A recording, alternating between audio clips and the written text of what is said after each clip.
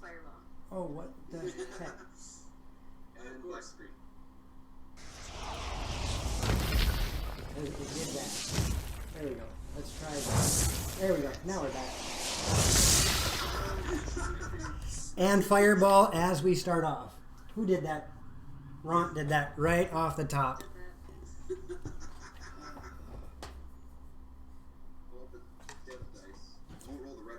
Well, we still have to make our introduction before we even kill everybody. I know. Let's just get the dice cranked out here. All right.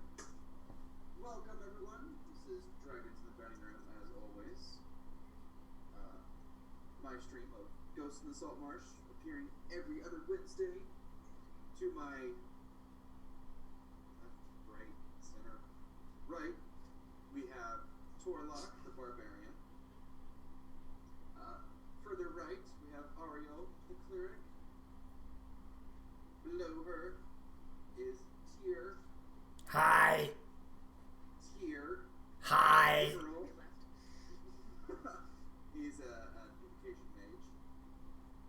And just coming back into the screen is Marcus, the Bard of Valor.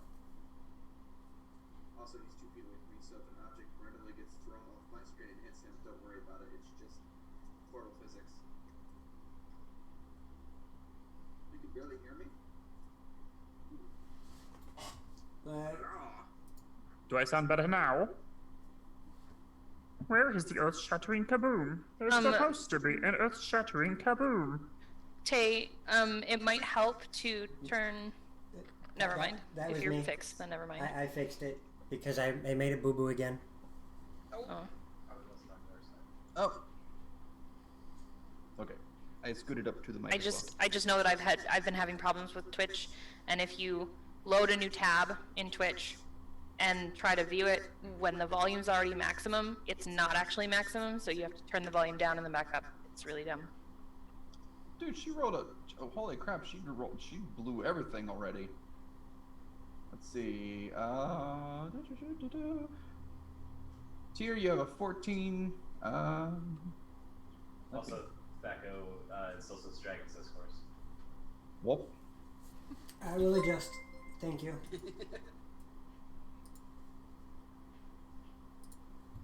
Woo! Oh wait, can I do that? Can I do that too? Oh, I have to wait one more day. God dang it! How dare you! What? All right, so let's get this train rolling, shall we? First off, I'm going to roll the fireball because why not? It is a 2, therefore no fireball. All right. Secondly, quick recap. Someone do it for me. Go. I volunteer. What are you for?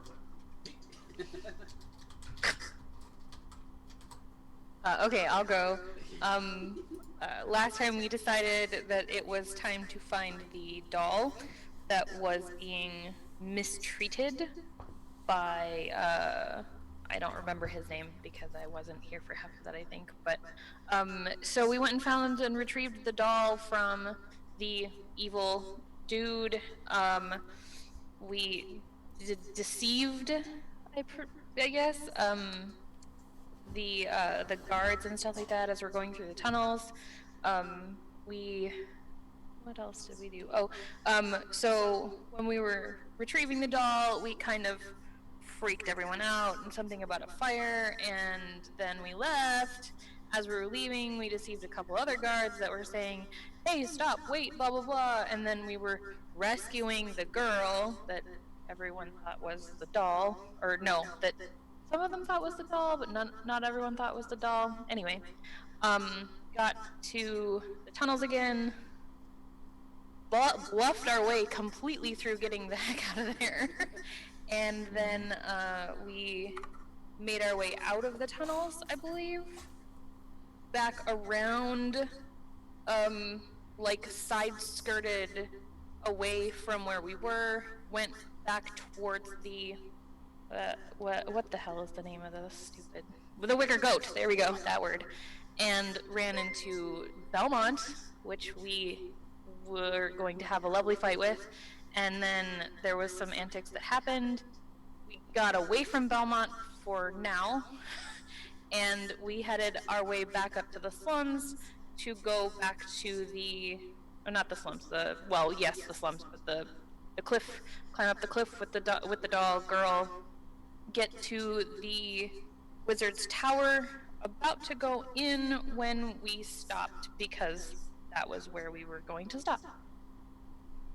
100% A+. Because stuff going on. And my little doll blew up. Yes. I was just about to say, hey, Teeter, what happened to you?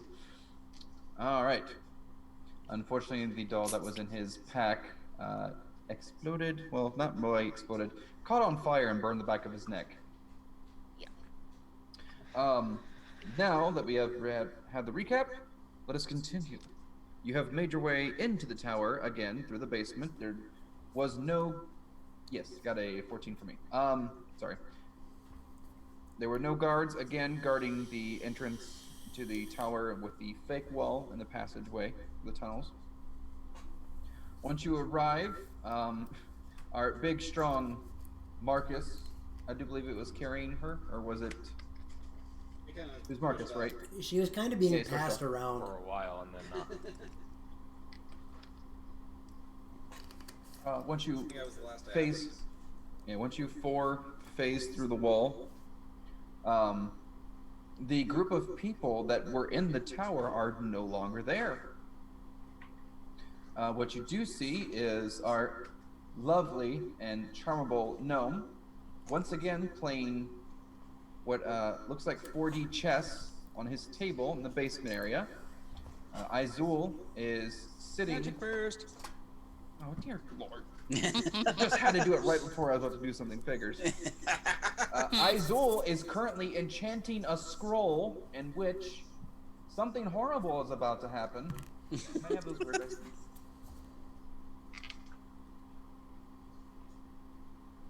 She is technically casting magic right now.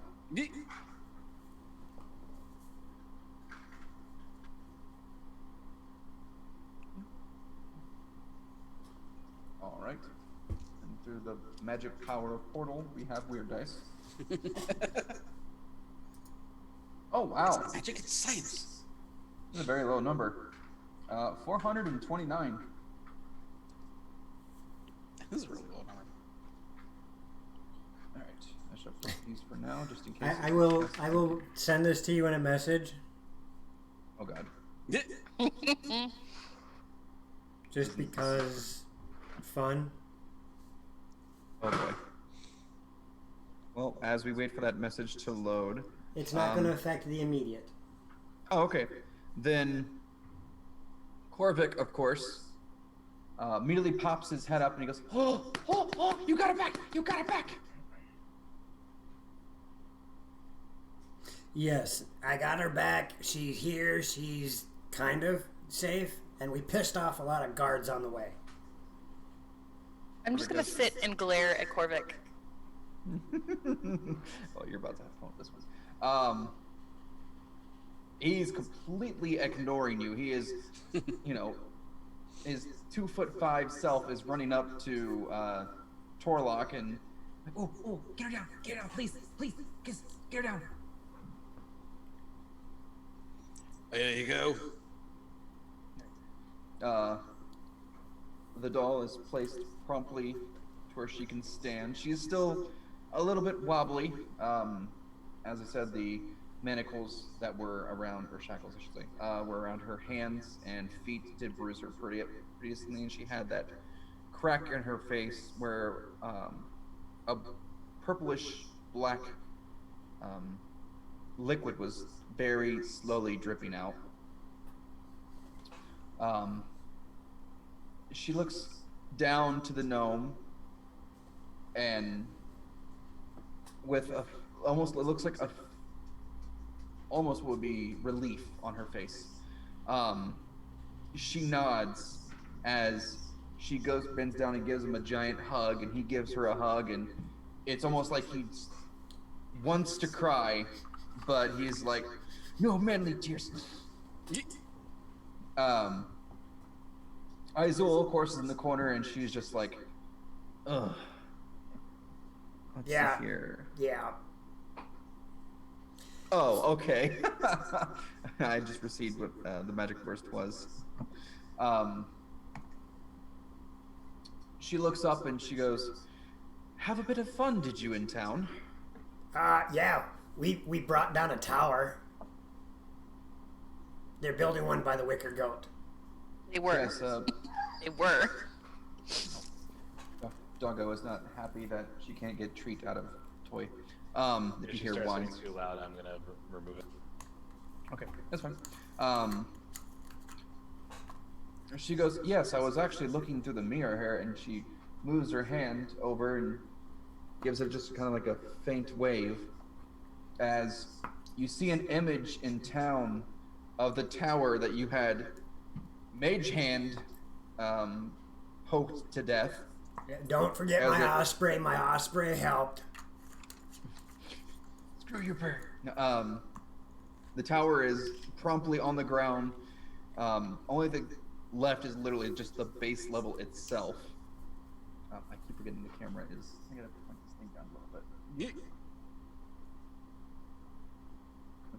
There we go. Now you can see my hands. Gotta show the emotion. Base level of it is just like this, and that's about it. And of course, the fire that is now completely engulfing the house that which you went to for some reason, because certain things and fireball. You know, the Wicker Goat was gonna fall over anyhow, so I just helped. Oh, and she was like, "Oh, what about the Wicker Goat?" And Oh, it's burning, It's currently on fire. and I feel fine. Do We you? didn't start the fire. I did too. What's up, Jaded? apologies Trying to cover for you. if I have to stop and pause for a little bit. My throat's very, very sore, so watch her. A lot of it coming. Yeah, so, let's see. Watchtower, 2 buildings on fire. The people now know that you're back in town. So, this will be fun. That's first. Yeah, she's actually quoting that. The boys and Oriel. Yes. I don't know. And I'm just kidding. So, I was gonna say something. hey, Pint Size, can you explain why one of your dolls blew up on my neck? The doll Hey, blew that's it. up? Yeah, like he immediately like, what? What do you mean? Yeah, one of your dolls was in my backpack because it followed me around like a lost little puppy dog. And then just before we came through the doorway, it climbed up, hugged my neck, and burst into flames like some possessed demon toy. Oh, yeah, they're not supposed to leave the tower. Yeah, don't take things out of the tower unless they're meant to. But it was outside the tower, and it was coming back in. Yeah, it left in. If you'd leave the tower without my permission, you kind of. But why didn't it blow up right away when we left the tower? It's got a little bit of timers on it, Sometimes they like to get out and play, or sometimes they'll go scout. And then they come back because they know it's naughty to leave. So you were saying it's mere seconds past the time it had to get back. Mere seconds. Didn't you go outside for a while? As we were coming in is when it lit on fire. But it fortunately just must have hit the timer as you guys are getting close. Yeah, whatever. You're down a toy because it blew up. Oh, it's all fine. She's probably back in the jar by now. Okay. Jar? You what? Oh yeah. When they get too naughty, they explode and burn. That way no one can hurt them, and then they float back into the jar. They die so no one can hurt them. Well, there's people out there who would torture souls. Like you, who are keeping them from Putting them crossing in a over jar. to the... Just a note here. If I die, I don't want to be brought back as a doll. All right? Just saying. Okay, no problem. Neither should anyone else. I agree. I don't know. If I can keep my conscience, it might not be a bad idea. Tyr, not helping. I feel like she would grab her hand and just be like, he goes, well, it's okay. You know, some of them like to be this.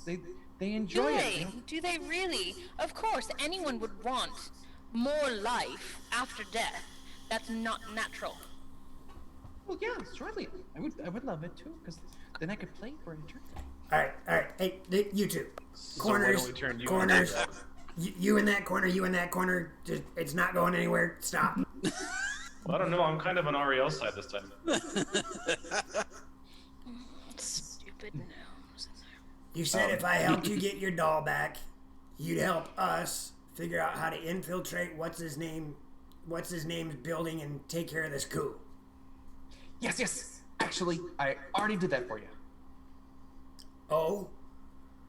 Yes, while you were out having fun and frolicking the town and causing things to be on fire, not exactly, okay. I did make a couple of friends while you did that. And he kind of smiles and whatnot, and he goes, okay, hang on, one second. He whispers something to the doll, and the doll kind of just immediately lurches back up like she's a very static robot. And she starts making her way up the stairs. Can you bring her back here for a second? Oh, no, she's gotta get fixed. She's hurting. Oh, I was gonna do that, but that'll work too. Yes. It's more my thing. Don't worry. I'm sure you could probably cast basic mending, but this is my art. Whatever. Yes. Tell me what you can do with your art. Does it involve orifices? What's with you and the naughtiness? You Just You as were a gonna help me. Advice. If she Help. dies, don't turn her into a doll either. We have work to do. Let's get our work done. Gotcha. Oh, anyway, if you notice, it's a little bit less crowded in here because I just remembered Korvik's voice, so I'm gonna use Korvik's voice.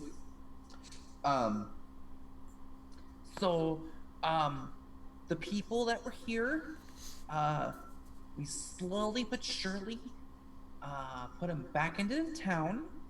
We got them back into places where they'll be safe with their families and everything. About that, however, so that means the dolls that we were using to listen in, we found out where Prime Wonder is. Oh, good. Where is he? Yes. He's actually, well, he was at the tower when you destroyed it. He got learned of it, and then he got very angry, and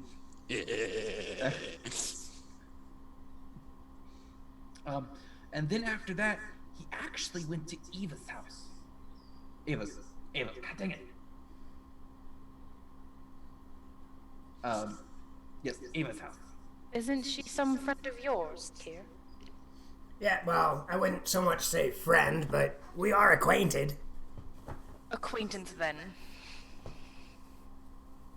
And the even better news is I found a way to get you to her house without raising so many alarms. Just probably shouldn't burn a house down while you're in it. I don't intend on it. How do you expect to get us there without raising alarms? And he waves his little fat sausage finger hands and he goes, ta-da! And you see the mirror that Izul has, and she finishes writing her scroll, lifts it up, starts speaking in a language, unless anyone does anyone know Primordial? No. This is one character that I don't. Aquan? Aquan technically is one of the primordial languages. Oh, Yes, but it's not Aquan. And she places the scroll on the mirror, and as it does, it begins to ripple, very softly, like ocean waves, slowly coming in, slowly coming out. It does this 4 or 5 times before you see an image of it, of a room that's very dusty, has cobwebs thrown about it, storage crates to the left-hand side, right-hand side, and a door that's looking straight outward, and it has a very faint light under it. And he goes, I gave that to her a long time ago for being a good person and giving me this tower, and so all you have to do is step through the mirror and you'll be in her house. However, there's a catch. What's the catch? As soon as you go through the mirror, it's gonna break. Well, that will leave us a bit stranded there now, wouldn't it? Well, if Prime Water's there, we can start working on stopping the coup, and maybe we don't need to come back. Well, yeah, that'd be great. We all go as well. The only problem is I can't track Eva. It's kind of weird. Zol gave her her little arcane marker, and normally those things work just fine, but for some reason hers isn't working. It But doesn't we know bode that well. he's. Well, I mean, if you're dead or alive, it still goes off. So it's just not working. It still doesn't bode well. Yes. Also, I'm gonna give you one more present, but I gotta run upstairs and get it real quick. And Okay, bye. turns and like starts walking like 3 or 4 feet, and then you notice that the game that he's playing on the little board he's got, a piece moves, and he goes, "Oh, 1 minute." Turns, thinks about it, moves a piece, and then runs up the stairs as quick as a gnome can climb stairs. While he's out of the room, I'm gonna move another piece. Should have gone knight the bishop 4. As you try to move a piece, you notice that it's almost ethereal. It doesn't work for you. Magically encoded 4D chess. Wonder who he's playing with. Probably himself. That'd be really weird. So as he's doing that, Izul, who looks almost exhausted, looks at you guys and she goes, "So, about that gem that you still need to get me. What Yeah, about it? what about it?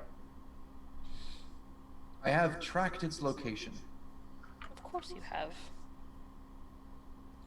It happens to be in Eva's house, which most likely means it's on Prime Water. Okay. You're still going to retrieve it for me, aren't you? If it so happens to coincide with our project, yes. Thank you for the cheers, Krabby. Thank you for the Thank cheers. you. I only get a birthday once a day. A birthday once a day. A birthday once a day. That's right. Oh, every day would be a birthday. If I After got all, robbed I'd every still day. like to procure something from you eventually.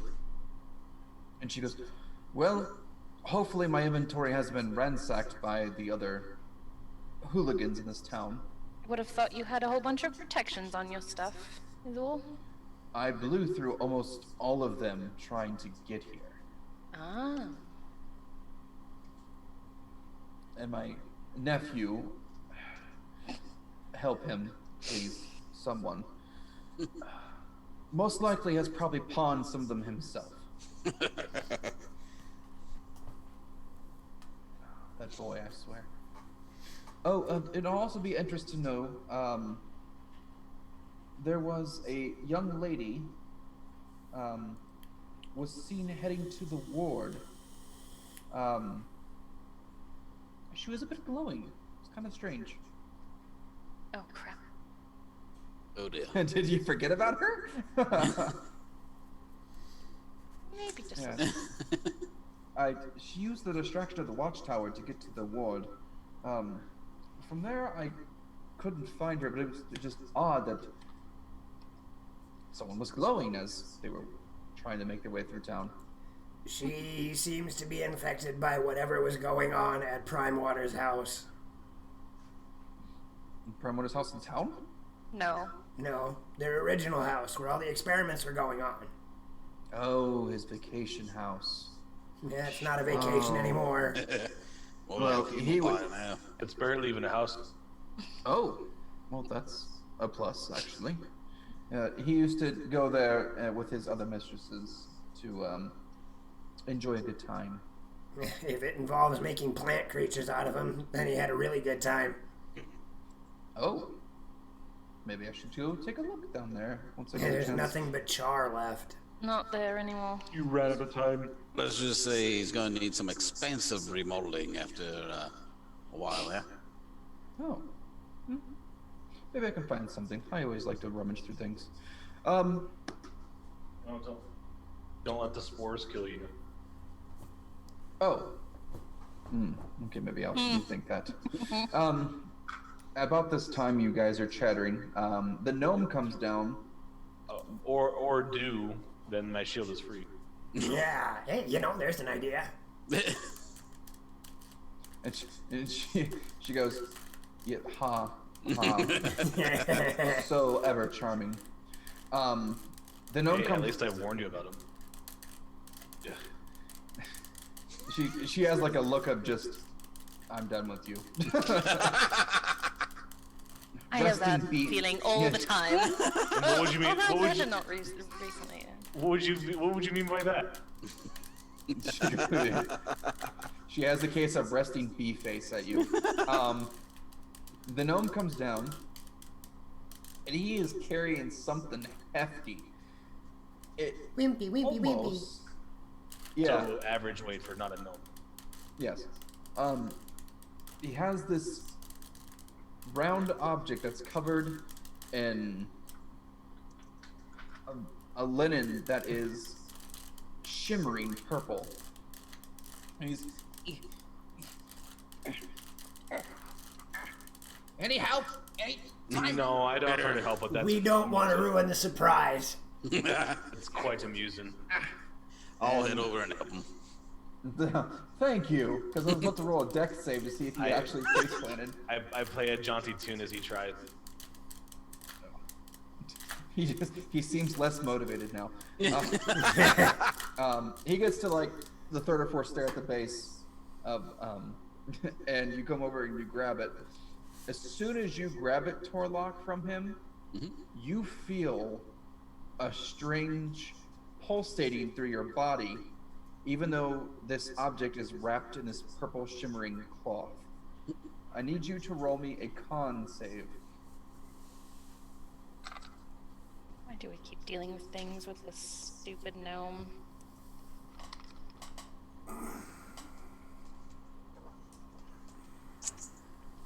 Hey, knock it off that. That'll be a 13.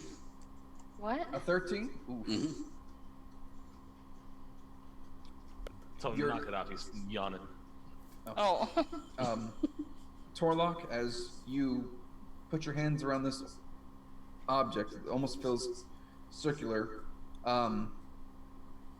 It starts to vibrate, and there is a source of heat that hits your hands, then cold, then it almost feels like your skin is starting to fall off your hands.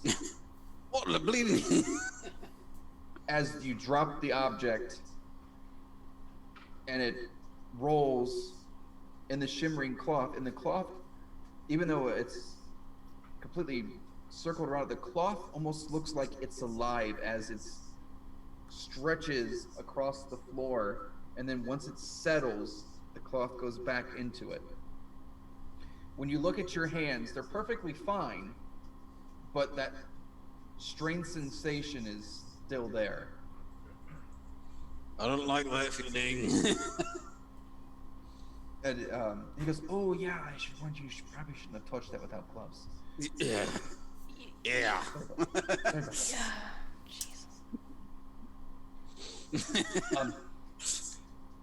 He goes, "Okay, here." And so he grabs his bag of holding off his back and opens it up and pulls out these thick kind of gloves, and he goes, "Here, put these on. They're," and he thinks about it, and he goes, "Oh, what's that word that I should probably use for smaller words?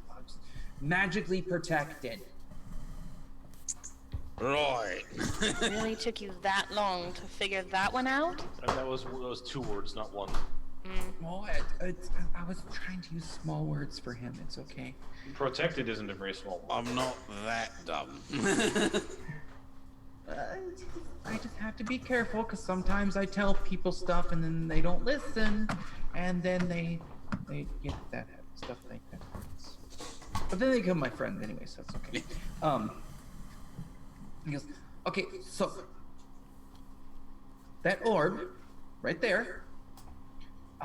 Once you get, I assume you're gonna go through the mirror, right? Yes. Yeah. Okay.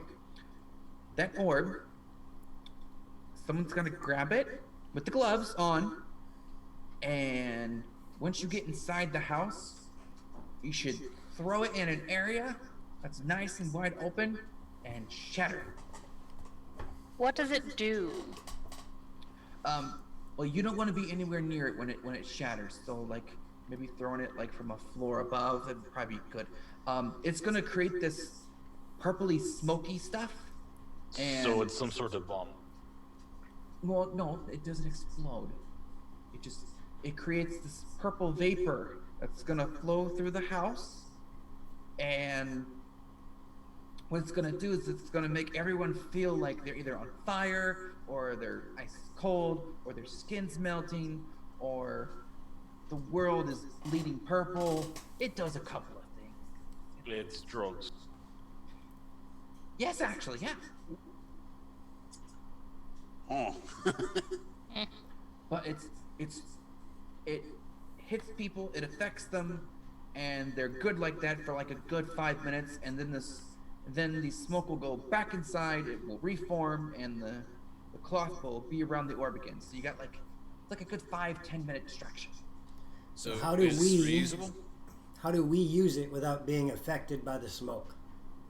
Well, if you're about like 30 feet away or so, it should be just fine. No. One of the- How do we move around the smoke without being affected by it? Oh, no, I figured that, it'll shatter, it'll go around, it'll affect people, and then it should form right back in. It only takes, like, really no it only way. takes- well, like, unless you throw it and nail it, it's gonna do it, but like, it only takes a few seconds for it to spread and then come back in. I've been around magic long enough to know that stuff doesn't always work the way it's supposed to.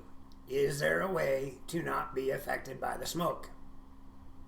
Don't you have like a spell or something that you can cast on us, or that we can have a scroll of, that some magic user can cast on us that protects us from the effects of this smoke? And Izul is like looking at you, and she was like,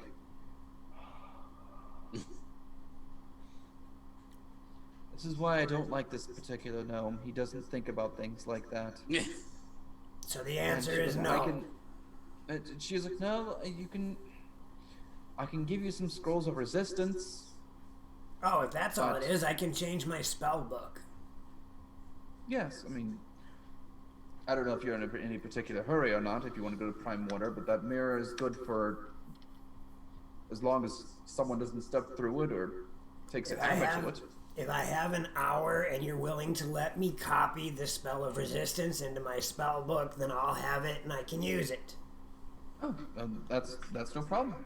That way you don't have to waste your energies. She's like, it's been a long day. I can tell. It's been a Long long bit of drink. Grant's not much, but it's alcohol.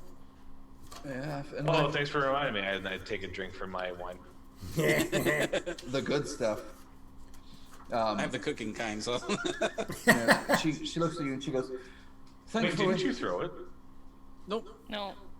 We didn't end up doing that. And she kind of cuts you off in between. She's like, thankfully, I had it prepped, but. I can keep an eye on where Prime Water is, or if someone wants to assist me with this. But you should probably get some rest before you head out. He seems to have just, from what I understand, he seems to have commandeered her house.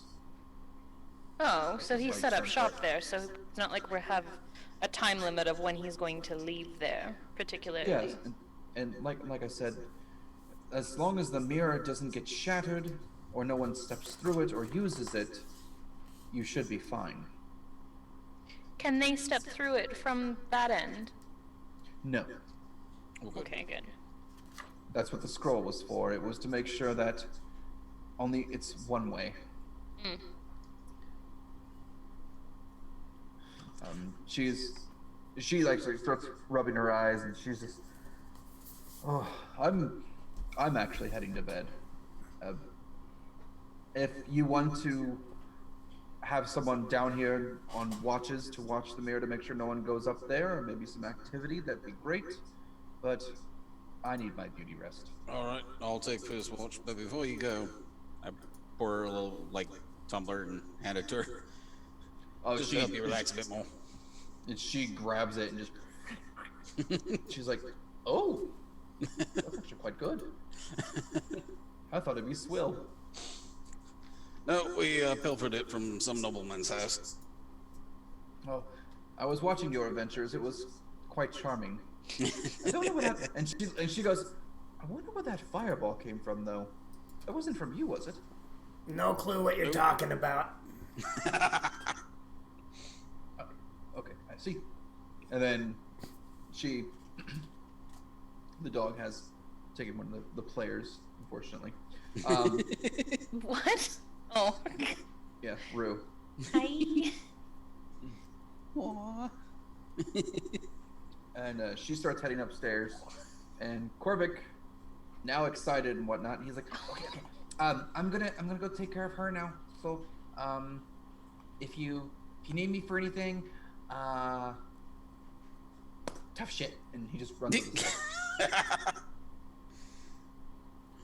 What a strange little man. Anyways, I'll take first watch.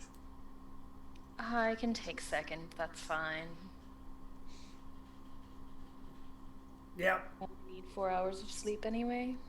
Okay. You Take and your second as well. elf self.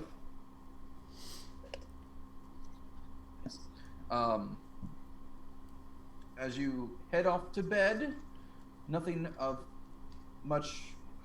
There's no anything really going on. You get to the first floor. She's sitting there in a chair, and she is just static robot.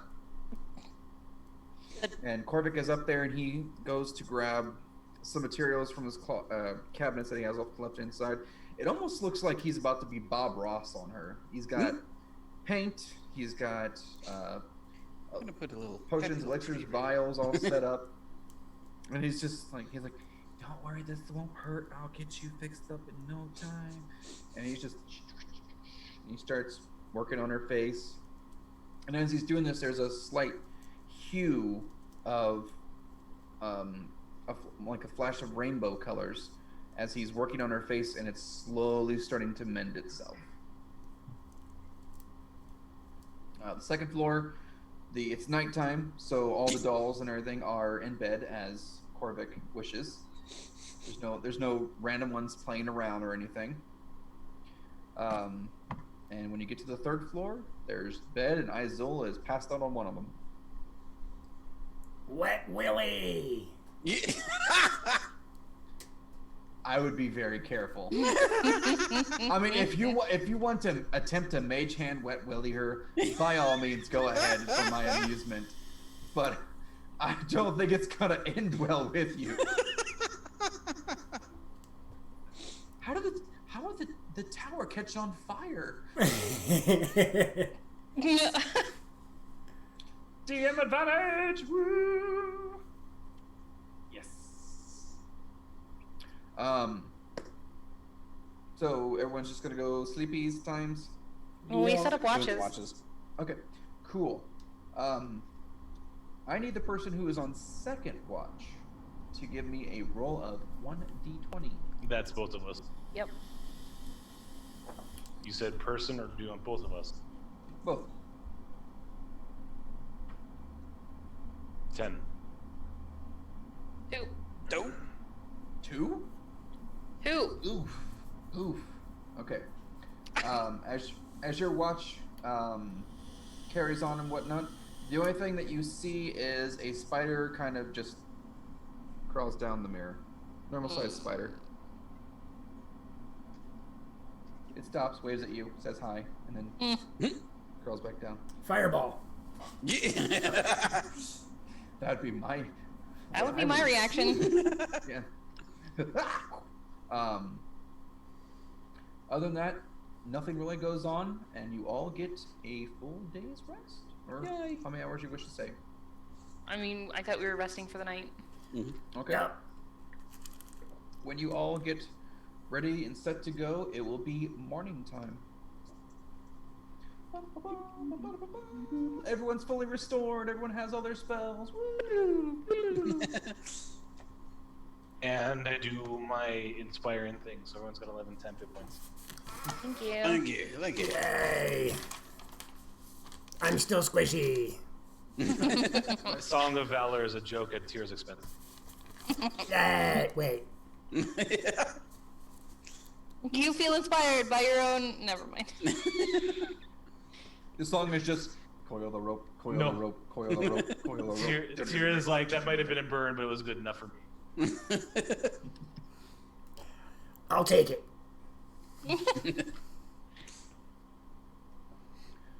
When you all wake up and you hit the first floor, oh, of course, when you travel through the second floors, all the toys and dolls and automated machinery, I should say, is alive and playing, and they're having a good old time, and it's how do you want to put it? Oh,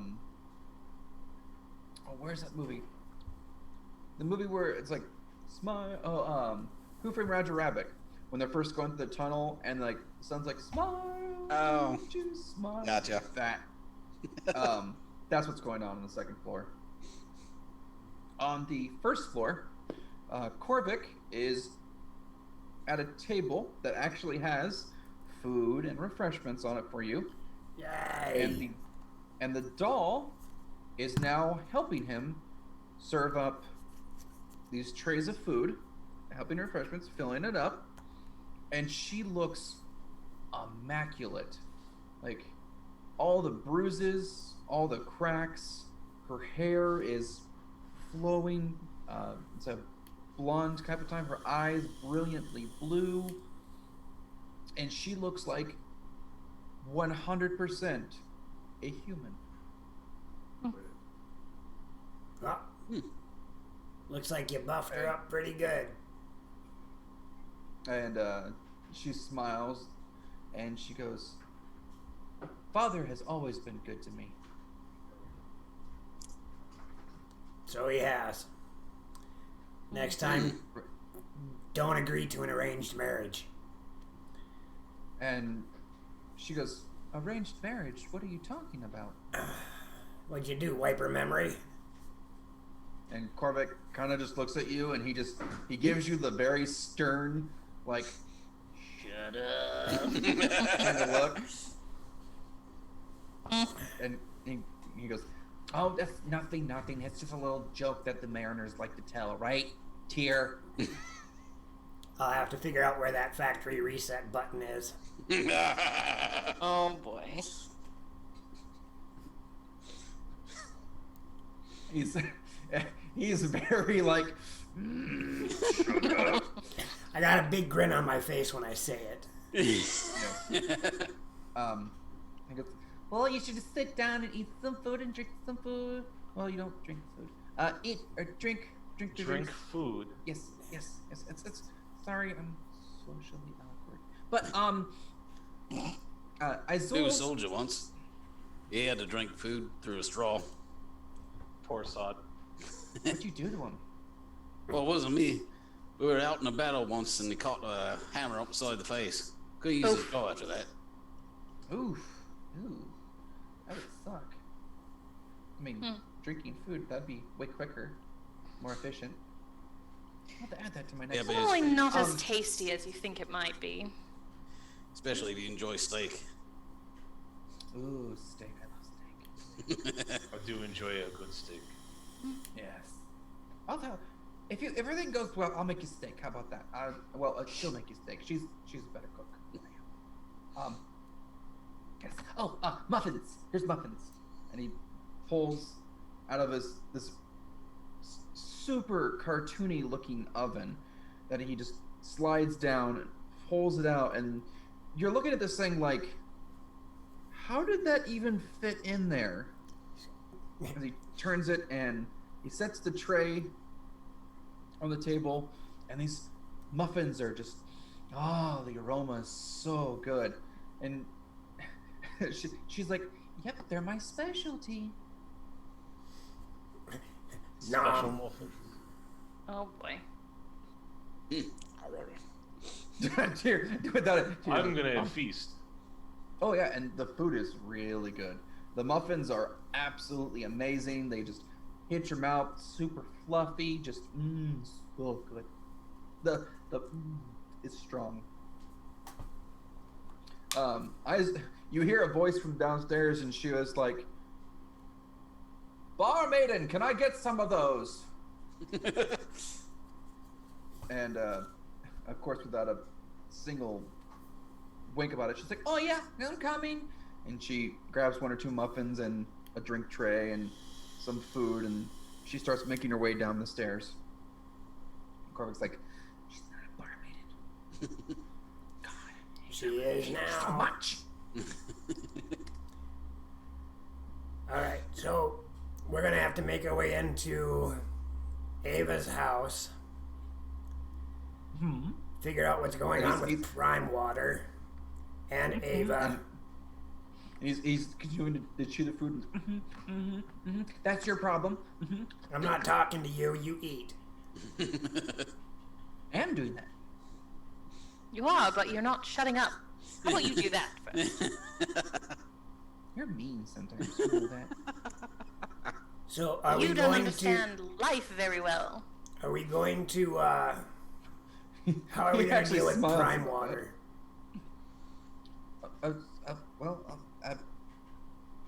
Say that again? How are we going to deal with Prime Water? What's up, Twiz? Hey, Twiz. Hey, Twiz. Well, do we want to deal with him in a more permanent fashion or rather temporary? Are we looking to get him justice, or to get justice? Or are we looking to just end him? I'm good with either way, honestly. Well, I think we need to find out if he's truly the mastermind behind the coup. And if he is, Point. then ending him might be a good idea. If he's not, then we need to figure out who is.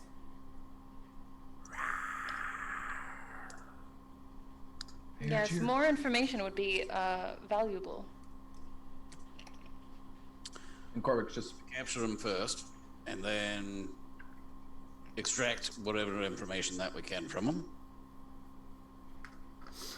So, does anybody have a way of guaranteeing he speaks truthfully to us? Oh yes, I do. Okay. And I'm gonna pull up my hand at the ring on it. I suppose there is that. Okay. I have 3 questions, that's it. So I can't have it... Otherwise, well, 3 charges, I suppose. Whatever. otherwise, I know some techniques that can almost guarantee that he's going to start speaking truth or not. But the thing is torture doesn't work. If you torture somebody, they're going to tell you what you want to hear. They're not always going to tell you the truth. Fair enough. We'll leave that as the last option.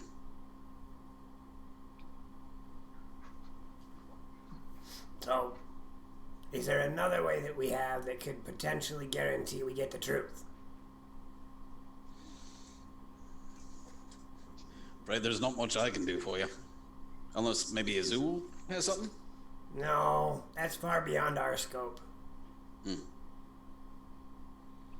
What about, either of you two? Well, it appears that Marcus just isn't listening to us, so... I just came back from my nap. What's up?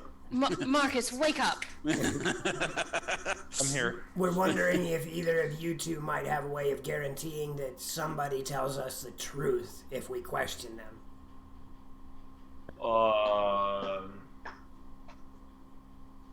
I can hold them in place. Yeah, but I was just telling him we can't trust torture because they're just going to tell you what you want to hear. They're not necessarily going to tell you the truth. Well, you know, I could put fairy fire on them and he'd be like, no, put it out, I'll tell the truth. Not really. I know, that was the only idea I had. I can play my drums badly on purpose and he'll be dying to get out of it. Could we threaten him with the spores that his minion created? Or he created? What's up, Banana Hammock? Banana. Banana. No. He's okay. That's stuck in my head. And too late. Shoot. Yeah, well, let's figure it Synnal, out that when was we get correct, there. by the way. 3 charges per day. Sorry, on the range. Yes. Okay, thank you.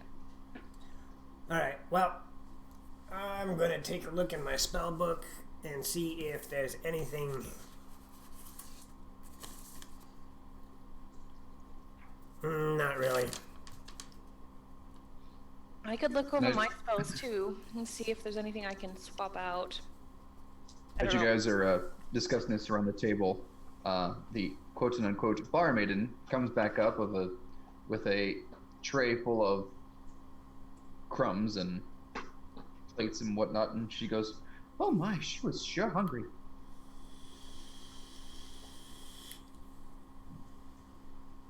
And she goes over to the sink and starts washing the dishes. Does anybody want seconds? It was beautiful, thank you, but Yeah, thank you very much. And she goes, "Oh, To go, since we're leaving, I'll get to go. no problem. Give me about 10 more minutes and I can make you some more muffins." Okay. And she starts whipping it. Like, the speed at which she does these things is like truly anime god tiered. I mean, command. I could make him tell the truth. Would that work? We Command could is try probably our that best too. bet. What? Command is probably the best bet.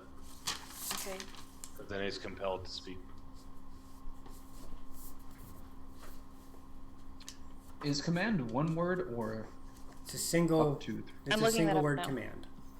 Yeah, single word command. Oh, how do you? I command you, relinquish! And he accidentally pees himself. What is it? One word. Relinquish something.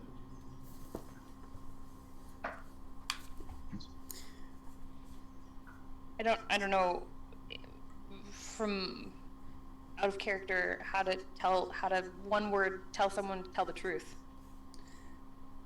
I was actually thinking of a slightly different spell. Okay. Suggestion maybe? No, second level. You're a cleric, aren't you? Yes. Second level spells, last one. Or nearly last one. Oh, okay. Zone of truth. Yep. I hadn't gotten to there yet. I was working my way down the spell list. Area of no lying. Yes, area of no lying. Okay. Just find his kindergarten teacher. Ben recently used that, didn't he? Yes. Okay. All right, then Zone of Truth it is. The spell ends creature That in enters the spell conjunction with area. your ring should give us a lot of ability to know if he's lying or not. Okay. Okay. Just for a sake of something, Zone of Truth. Actually, I can just look it up because I have the book right here. I can read it to you. I have it open to the page. Oh, go right ahead, please. If you Or don't mind. did. I did, like, a second ago. I was gonna read it, but then, Zone of Just wanna- Truth. It's a 60-foot It's a 60-foot range. It's a 10-minute duration. You create a magical zone that guards against deception in a 15-foot radius sphere, centered on a point of your choice within range. Until the spell ends, a creature that enters the spell's area for the first time on a turn or starts its turn there must make a charisma saving throw. On a failed save, a creature can't speak a deliberate lie while in the radius. You know whether each creature succeeds or fails on its saving throw. An affected creature is aware of the spell and can thus avoid answering questions to which it normally would respond with a lie.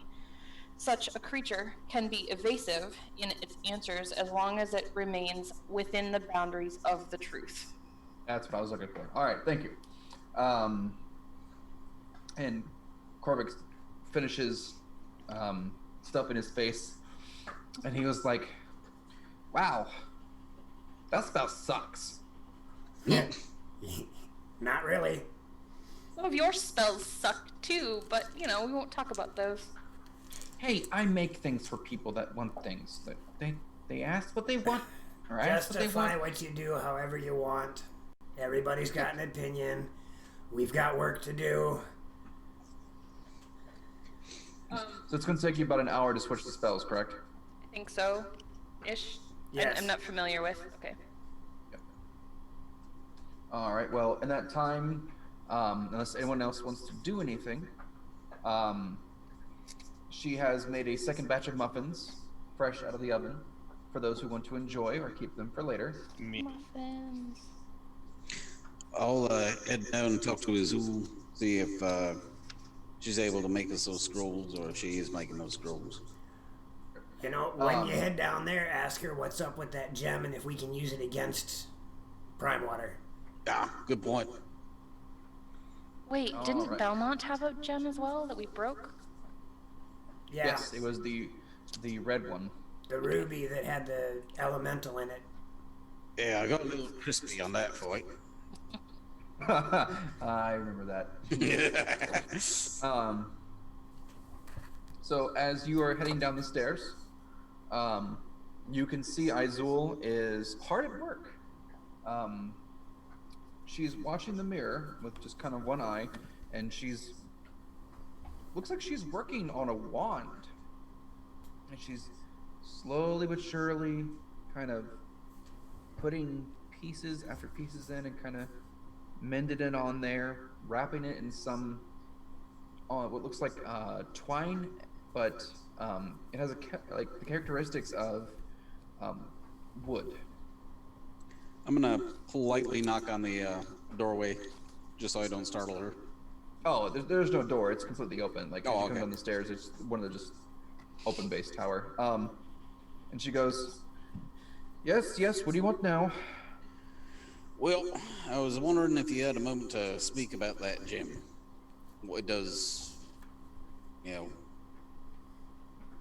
if it's like the one gem that was used against me, which nearly made me a barbecue. Oh, yes. Sorry about that. Speaking about that, actually, when I noticed the gem was given to me, it seems to have lost its properties. The red gem or the one that Tyr had? The red gem. Tyr mended it back. Well, that's what happens when you mend magical items, But I also gave her the other Are you gem there? too. aren't I? He's the one that said he was going down. Oh, Yeah, okay, I lost where I was. Okay, because you're on the first floor and he's down in the basement. Okay, then never mind. Okay. if you want to be down there, go right ahead. But she goes, yes, that's going to be a bit of a problem because there was something sealed inside that gym, and I have a feeling that it's not sealed inside anymore, since this is now just a gym. Right. About that. Yeah, it's sort of kind of broke in the middle of the fight with Belmont. Well, that was going to be aid for you, but unfortunately now it seems that we have another problem that can be dealt with later. Right. What about the other gym that Tyr gave you? That one's still good for you?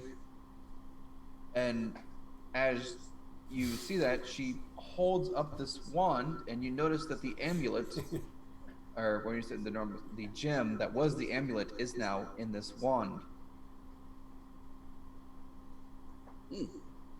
I take that's a yes. And she goes, well, remember that little problem that Korvik was going to throw that orb? Mm-hmm.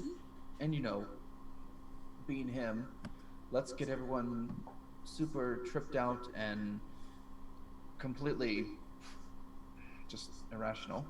Right. This should help you with that. What does it do? Or how do we use it? Well, unfortunately, it's only going to be a one-time use, but if you want to use that orb he gave you, which, by the way, is an orb of disorientation,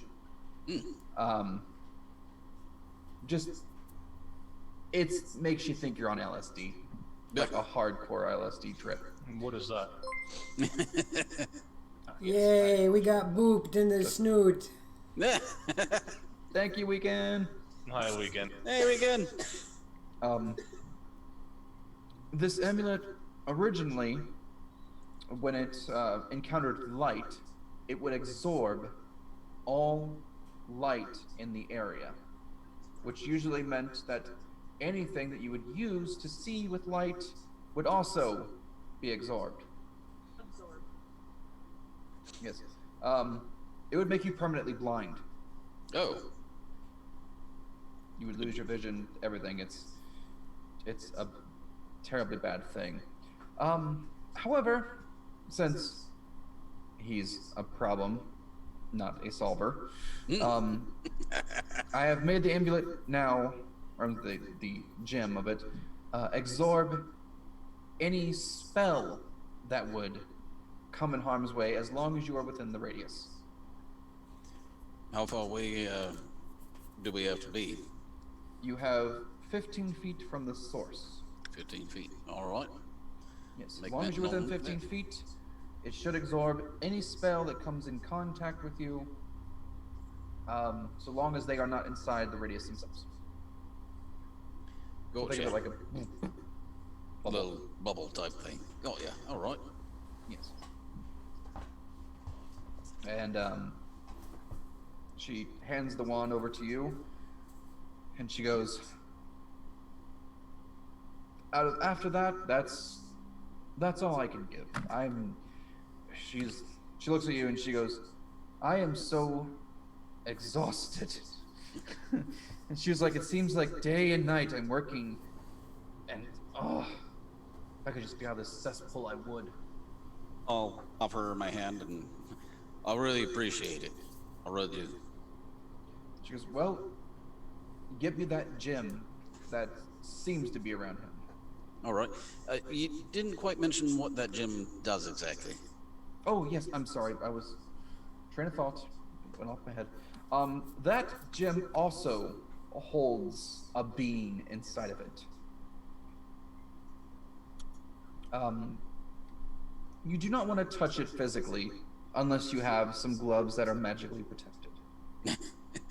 Like the ones that Shrimpy gave us. Yes. I heard that. Yeah. I was totally directed at you, Tyr.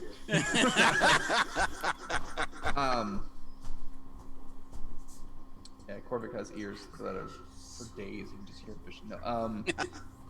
Yes. So, if you please, would retrieve that off him, preferably off his dead cool body. That'd be 100% satisfactory. All right. And if you have any of your stock left over, I'd like to look at it when everything sort of settles down a bit.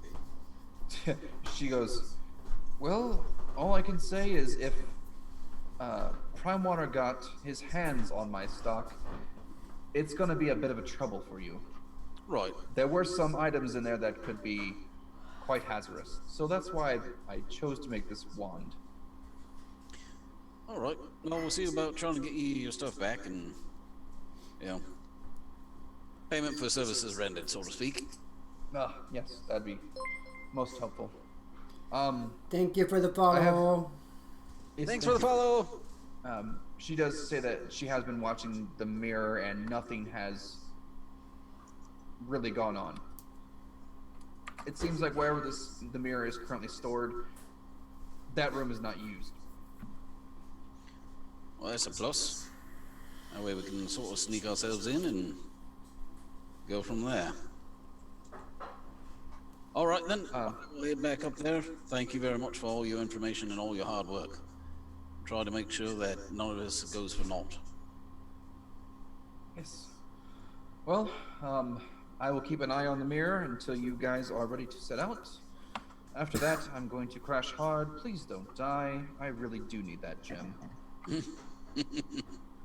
We'll do our best. That'd be great, because honestly, if you do die, this town's going to go to hell.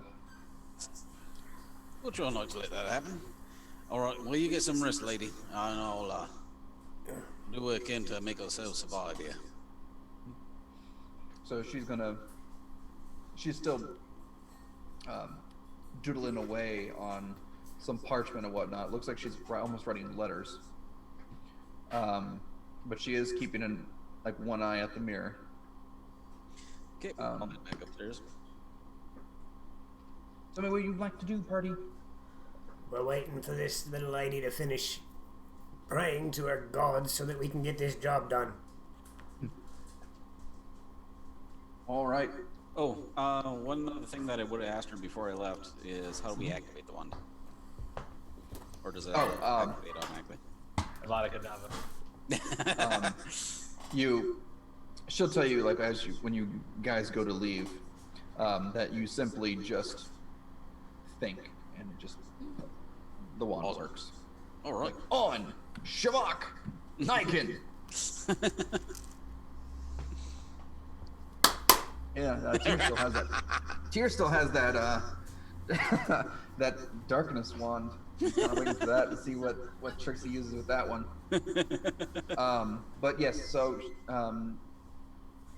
you pray to your deity, and your deity goes, well, yes, you simply just A plus B plus equals C plus, and then wabam, your spells are ready. Alrighty then. Only switching out one spell there. Oh, good, just one. Math meme appears in her head, and it's just like, oh, that's how you do it. And then she has it. The party prepares themselves. They head down to the basement. What would you like to do? Step to the mirror. Who's going through the mirror? Look at the mirror. I suppose I got the orb with the gloves. All right. I'm assuming we all can step through the mirror before it shatters? Or yes, all of us can step in at one time, or I don't know how that works. So Izul's gonna explain that once you guys step through the mirror, one at a time, that within about a minute it's going to shatter. And it should just disintegrate. Is there going to be a bit of a noise and pieces and whatnot? She was like, well, it shouldn't explode, so it should just disintegrate. Okay. So, maybe some, like a light glass breaking, possibly? All right. She goes, I've never truly used this spell. I just made it to where it was one way, so no one else could, someone gets a fancy notion, they touch it, and whoop, suddenly they're at the tower. Not a problem. I'm going to need something along the lines of a pillowcase or some old sack or something to put around the mirror when it breaks. She points through the mirror, and you can see that there's what looks like old Flour sacks or something? rice bags. Yes, grain bags. And she was just like, Big enough to cover the mirror? Oh yeah. Okay. That'll work. Yes. Miss 6'9" over there, she's probably gonna have to like do one lanky leg through, and then like kind of just like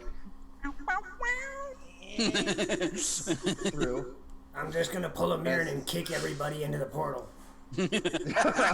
Yeah, That the worked mirror. so well for him last time. Yeah, the mirror itself is 6'5", and she's 6'9", so unless she like. So I'll just have to tumble through. It's fine. That begs the question: if we lay the mirror down and we jump through it, You don't want to find out. It's like the Monsters Inc. doors. You go. Oh, that'd be horrible. Yes. But Well, yes, that was good. You and I have did that you at the all same decided- time. Yes. Have you all decided who's going to hold the wand, who's got the orb, or like a jazz? I'll take the wand. All right, Tyr can now officially dual wield wands if you wanted to. I don't want the orb. I only have one wand. Well, all right, I got the orb. I only have one wand. I need the other got the one so I gloves. can dual wield wand. Gotcha. I, He's got the orb. All right. So now who is going to go through first? I Me. will. No, Marcus spoke first. He can go first. Okay. I'll go next. As you I'll go up to third. Okay. Marcus, as you go up to the mirror, and how do you enter the mirror? I jump head first. Oh. Give me a dex save as you go through this mirror. Wow. 27. He got a nat 20. So Marcus goes through the mirror head first, and as soon as his head goes through the mirror, it is right through. He tumbles very softly onto the floor, and he comes out just like, Can't get Superhero more, landing! He's gonna do a superhero landing! can't get more perfect than that. yes. He gets up, kind of just, be good, I got it.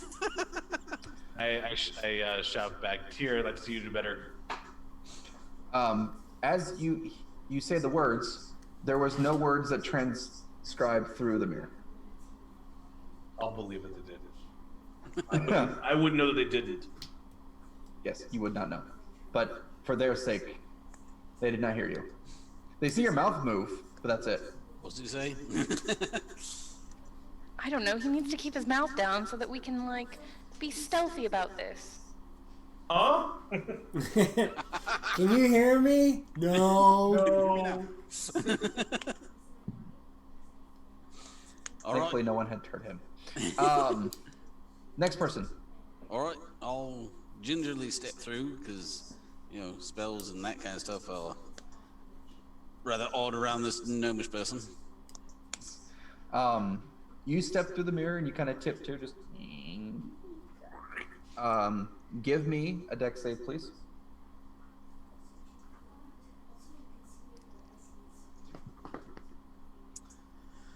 That would be a grand total of 10. 10? Not too well Okay. today. Well, you're lucky because the DC is 10.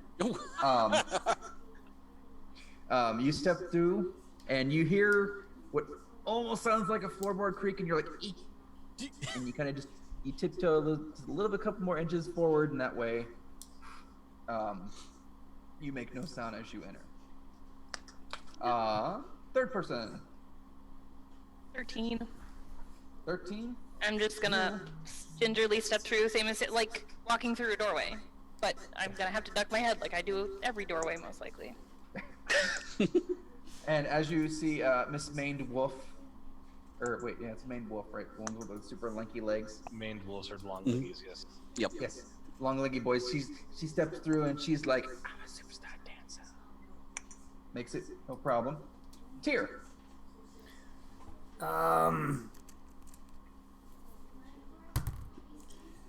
At this point, the mirror is starting to wobble. Just I get a 13. You are able to make it through the mirror as well. As you step out and through it, the mirror is now vibrating. Quickly. It's not very loud, but it's just Gonna grab that sack and okay. There's a couple of them. right, and then put it over the mirror once he's out. Yes.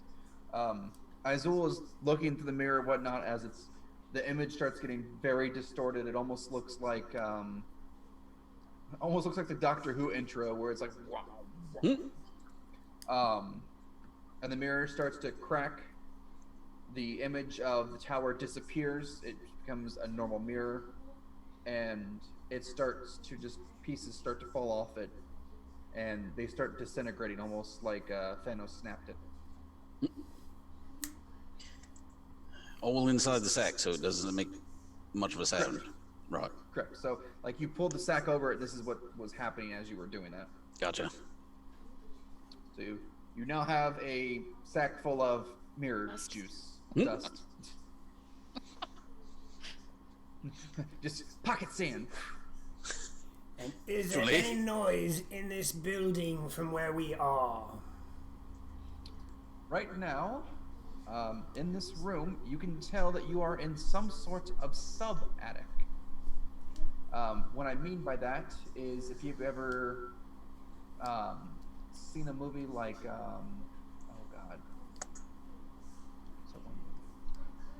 Amityville Horror, where you have the attic where it has that little itty bitty circular window in a house. Yeah, the attic above the attic. Yes, it's the attic above the attic. So the dormer? I'm sorry? So a dormer? Like the peak I don't know peak? if it's... Of... Yeah, it's the super... Yes, it's like the peak. Gotcha. Were you about to say the super attic? It is a super attic. That's what they call it. It's awesome. Shut up. I want to throw cheese at you. Or a square cheesy goodness. Non-branded cheese square. Yes, non-breaded squeezed. Squeeze chip? Wow.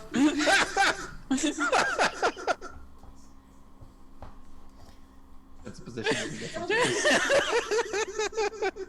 Alright, yes, you are located there. It has one window looking out. There is a couple of crates, bags, small furniture, and one way down, I'm sorry, not one way down, one way through is a door that looks like it has a little bit of light coming through the bottom of it. Are there any noises? Holy shit, that's beautiful. What? Sorry. Okay. There This is... is what she just painted. We only had one box of hamburger over, so it's done. So I have nothing made for dinner because I like I was late. Yeah. It's like a starry night, but with flowers. Just hit a drive-through. There is very, very, very faint noises I'm sorry? of Yeah, what do you want? maybe someone in a kitchen $2 cheeseburgers. or Burger King? someone cleaning something. By the way, the sack full of dust, I'm taking some of that and putting into a little pouch that I got on my side. Okay. You can Mirror indeed dust. do that.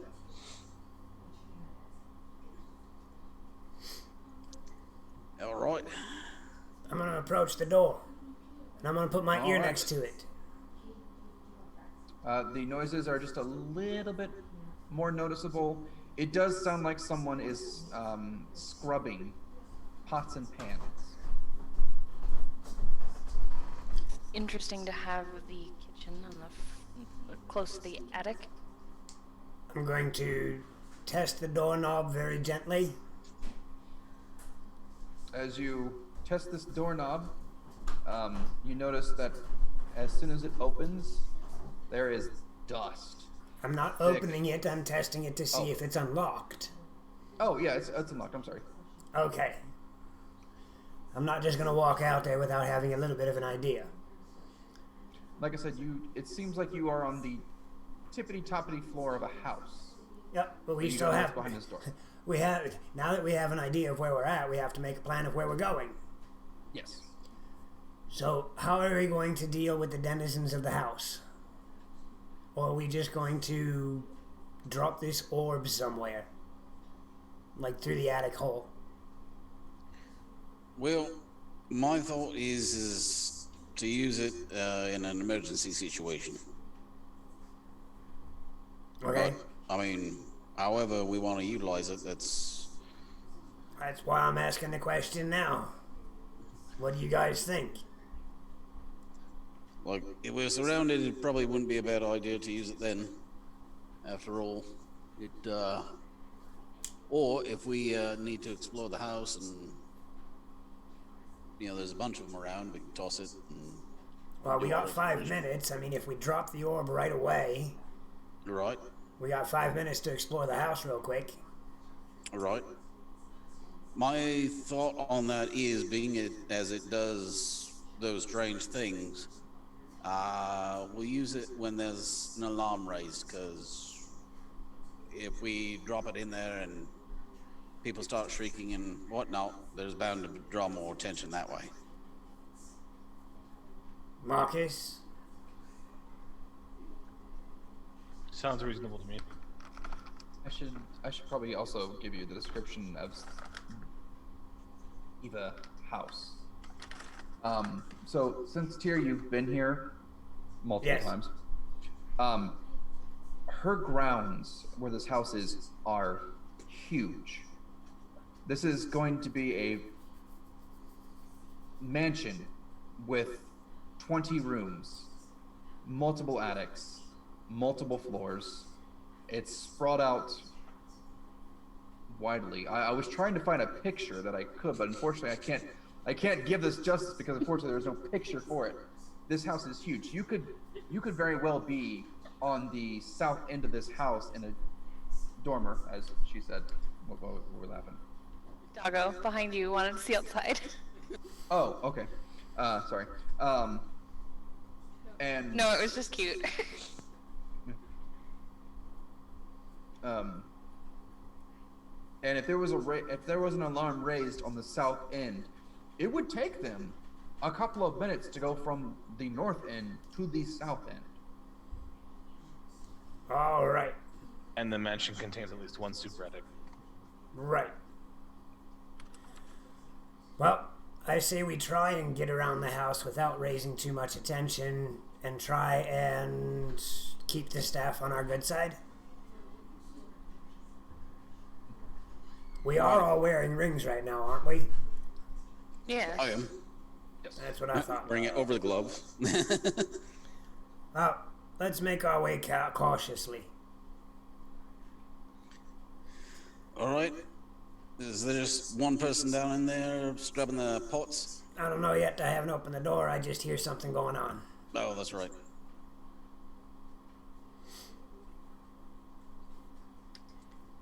I'm gonna let you do this one, Marcus, or... Nah. Yeah, Marcus, you're better with people. You walk in there. Okay.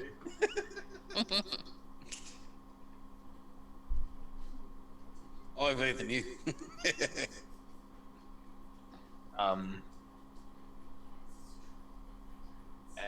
just to remind myself, we're trying to find out some information on Prime Water, right? We need to know where Prime Water is so we can take care of him, yeah. All right. We're not there yet. We're going to have to go around. We haven't even exited the first room. Are those green sacks, are some of them full by any chance? No, this room has not been used what almost looks like years. Gotcha. There is cobwebs. You can see spiders. Yeah. Okay. Okay, I'll take the lead then. All right, so you're going to open the door? Sure. All right. Are you going to open the door fast, slow? So carefully and look. Medium. All right. Medium door open. Gotcha. As you open this door, and it swings open, you realize that it's only connecting to a very small room that has a ladder that goes down into another attic. Because we're in the subreddit. Yes. Okay, well, I whisper back, we have to get to the not super attic. All right. So I climb the ladder down. All right. Slowly but surely following behind. The ladder's about just a quick 4-step down. And then you are now in a decently sized attic room. And the sounds that you were hearing are from a, hopefully I don't rip this, a dumbbell? Is that correct? Dumbwaiter? Dumbwaiter, thank you. Why did I say dumbbell? I don't know why. Dumbbell is what you lift to get strong. Yes. I'm done. Yes. Mel just did something. What? I forgot the word. She's not laughing at you, she did something. Oh. Yeah. The sounds are coming from the door. Tell us, honey. Okay, if there's only one door, I'm gonna go to it.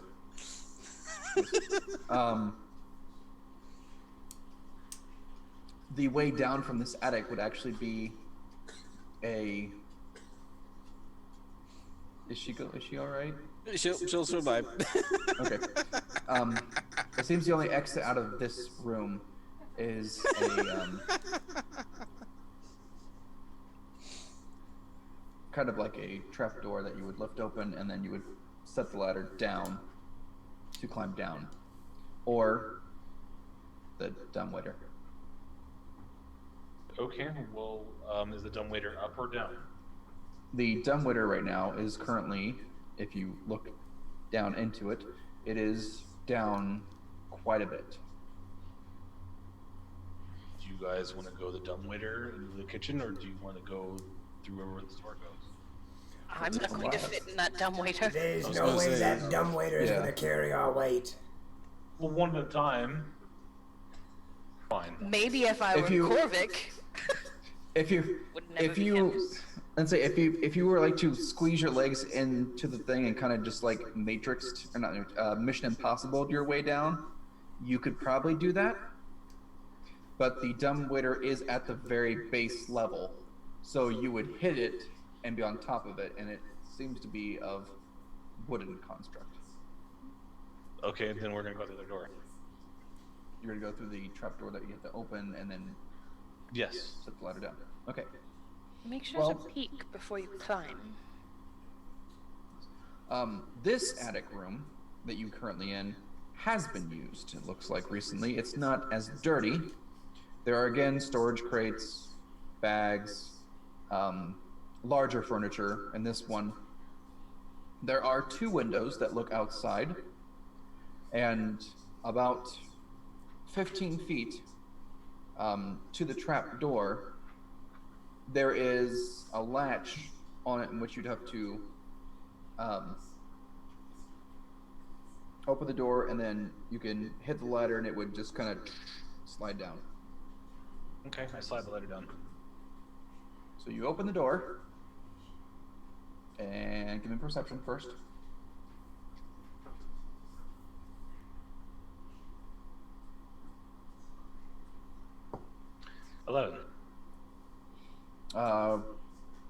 All you can really hear is just the sounds from the kitchen dumbwaiter.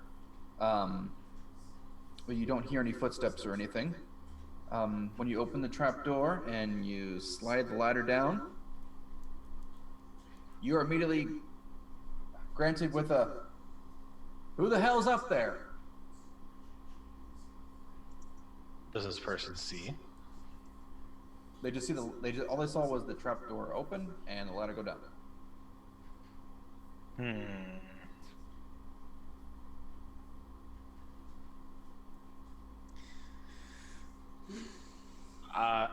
I will try to silently keep going. Like you're gonna go down the ladder? Yeah. They can see the ladder. That's what he just said. Yeah, they can see the ladder. I thought you said that they heard the ladder, not saw the ladder. Sorry. Oh. Preston, or minor illusion, I'm gonna make the sound of bats. There you go. Thank you. He goes, "The hell are they doing up there? Hey, who's up there?" I don't answer. The sound of bats. And I use my illusion to make it look like a bat. Kind of like the shadow that crosses across.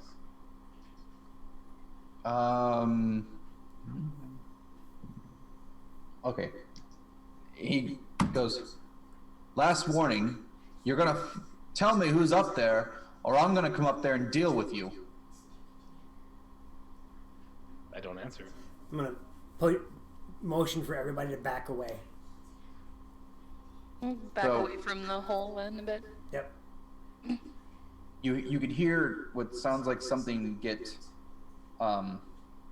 unsheathed, and you hear footsteps, and there's a quick wobble of the ladder as it sounds like someone is climbing up this ladder in a kind of hasty motion. He gets his head to above the trapdoor and he sees you, and his eyes just go. Initiative. I mean, And I'm can we just get gonna- hidden behind stuff? Did you all hide? All I heard was you just get back away from the I trapdoor. don't know. You didn't really give us enough chance Get to a chance like to say I was gonna hide. say that we were gonna hide. We just backed away. So yes, I would have tried to hide, but it's all right. That we're...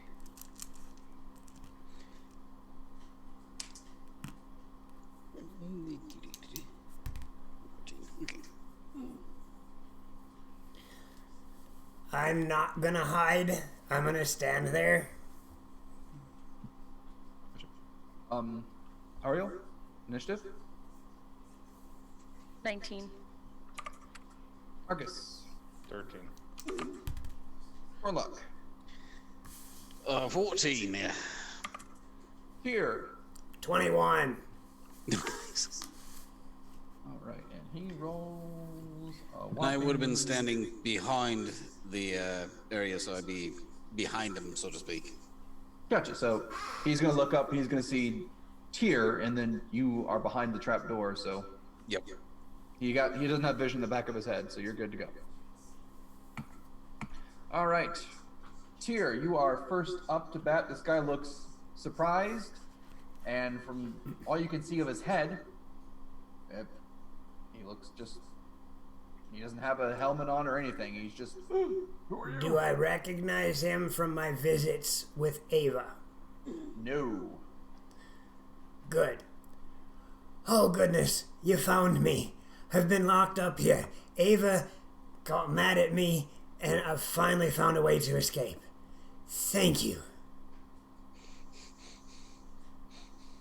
He just looks at you and he goes, "Ava ain't here." That makes this Who are even you? better. I can finally leave. And his face goes from shock to puzzled to, "Oh, I need to get the hell out of here." Does he stop backing up down the ladder? Well, it's not his turn yet, but I'm going to approach the looks- ladder then. okay. You can easily get to the ladder. And I'm going to start motioning, get down, get down, get down to him. Okay. Now he looks like he's gonna just straight up jump from the ladder. That's fine. But of course, you can't do that just yet. So, are you gonna do any actions? Any hurt him, silence him, anything like that, or is that your turn? I'm trying to play off this ploy real quick. Give me an insight. He's got to make some sort of roll against my deception, doesn't he? He did. That's why I said give me an insight. I would have to deceive him. I didn't roll a deception. I'm using your actions kind of based it off of. If you want to roll me a deception, you can, but like, You need to roll extremely high. I mean, he at least has to try to roll high to beat whatever you rolled. As he gets a nat 20. Well, what did you get? My deception would be 19. All right. Well, he rolled a 19 on the die as well. So, your deception did not work. So he just looks like he's confused and he's trying to get down the ladder. No, he went from shock to inquisitive, like, what? And then he's, no, you're not who you say you are. Gotcha. Well, if that be the case, then I will ready a spell. Okay. When he reaches the bottom of the ladder, I will cast my spell. Gotcha. Triggered. All right. Ariel, what is your dex mod? It's a 1? Oh, he actually gets to go first then. Okay. Well, as he sees you getting closer and whatnot, he just jumps off the ladder. It's maybe 3-4 feet down. And then what spell are you hitting him with? Grease. Grease? Okay. That's no save, correct? Or It's a dex save. As he's falling through the air, landing on the ground, he hits a puddle of grease. It's a dex save. well, I'm gonna say he has disadvantage because he's falling, and wow. The DC on that? 17. Oh yeah. No, he hits the ground and he just and his fat butt hits the grease, and he is now knocked prone. Do I happen to notice a ring on his hand?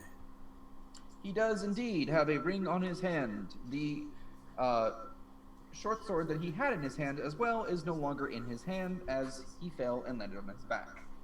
Okay. He is definitely a guard of some sort. Not a very well-equipped one either. Oh, I thought she was waving at me like, "How do you do?" And I was like, She's very I excited. need to get your attention. Yes, drugs. I get it. It's paint. Weird. Well, you could, I suppose you can call sniff painting. it, I guess. Painting is sort of a drug. Metallics, acrylics, Pilates. That's his turn. He's is what you hear. Ariel, it is now your turn. I'm going to watch what, I'm gonna make my way towards the hole and see what's happening. That's about it, and see what's going on. You see a guy knocked on his back. There's grease at the bottom of the ladder. His short sword is Short sword. sword? Short sword? Yes, short. His SS is about 1 or 2 feet beside him. I think he's trying to run. He has had the wind knocked out of him. I'm gonna come down on top of him and sit on him. So Tyr, I do gotta ask, when you cast grease, is it magically created and like splooshes down, or is it just on that surface and that's it? It immediately happens on the surface I put it on. Okay. Cheers! Woo, thank you. You are able to climb. It's visible, correct? Yes. Yes. Okay, so I would climb down the ladder, sidestep the ladder so that I'm not standing on the grease, and lay myself on top of him. Oh, I thought you were just gonna butt bomb him, just like No. like 1 or 2 steps and just. Whooah! Here, I was Could, thinking, but no, that wouldn't be a smart idea. Drop the people's elbow on him. I was gonna go knees first. And he fell on his face or he fell on his back? He's on his back right now. Okay. Can I use my action to flip him over and pin his arms behind him? Roll me a grapple. I don't know what, there's no strength. grapple. Thank you. String check. Athletics. That's a 20 total. All right. I'm gonna give him disadvantage because he's on his butt, and he definitely. So you are able to successfully flip him over. He is now one greased up death guy. And I have his arms, correct? Yes. Great. So you have him like. So I'm going to submission. flip him over and like hold his arms. Yes. Okay, that's Gotcha. what I'm gonna do. Okay, he is now over, and he is now consuming grease. Yes. Who do you work for? Marcus, your turn. Or wait, no, I'm sorry, Torlock. All right, being that she did that, Sorry. that's You're fine. fun. I was just thinking about doing the whole drop down with the knees. You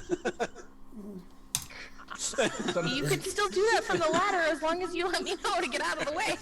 This guy had no chance.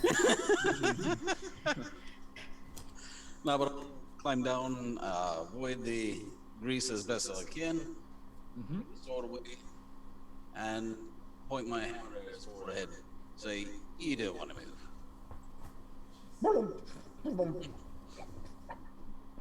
That's the response you get. Anything else? Hold my action in case if he tries any funny business. All right. Are you going to just attack him if he does try to struggle out?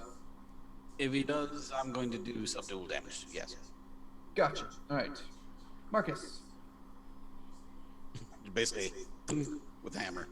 Yeah, this current situation seems to be handled, but I'm going to have my rapier out, and I will carefully go down the ladder and look around.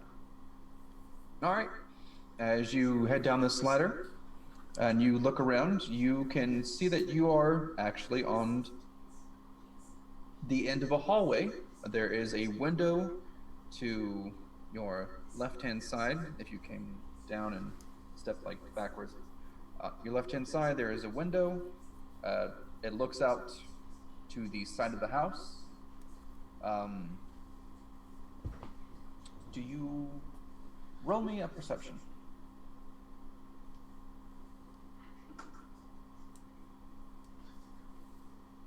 12. 12. Okay. You can't generally gauge your direction, but you can tell you're just at the end of the house on some end. Further down the hall, there is a couple of rooms to the left and right hand side, but this looks like an extension off of it.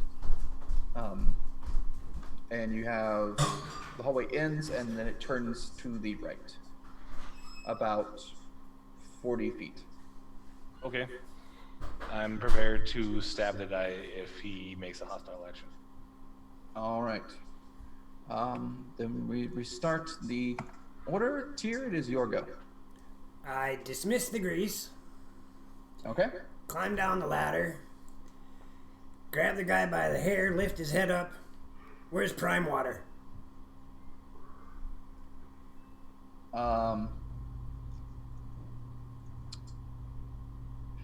He can only get 6 words out. Yeah, well, He's- depends on if you want to keep us in combat or not. At the moment, I do. So, he lifts his head up and he goes, Prime Water's not here. Who are you? We're looking Why for you Prime wanna kill Water. me? We're not going to kill you as long as you don't do something stupid.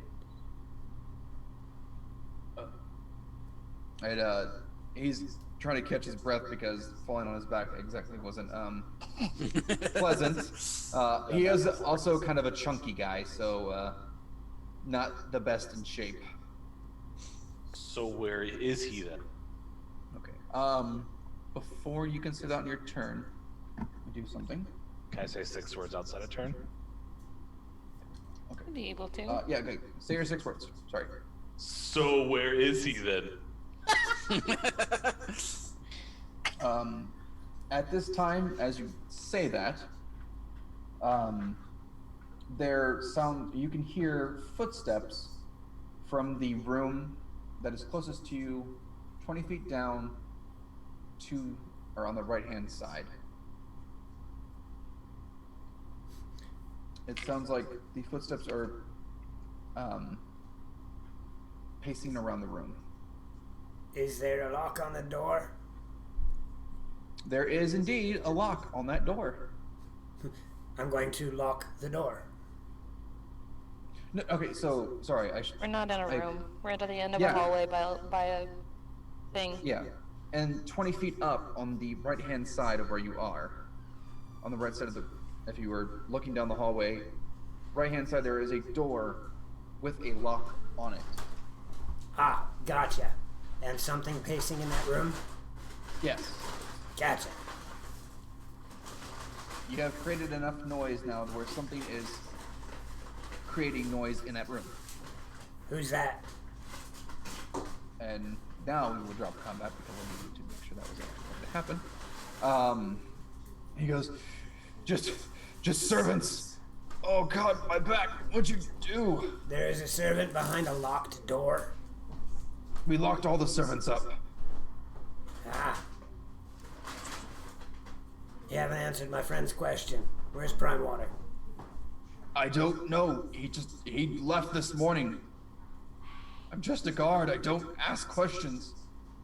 I'm gonna activate my ring for now. All right. You want to use one charge?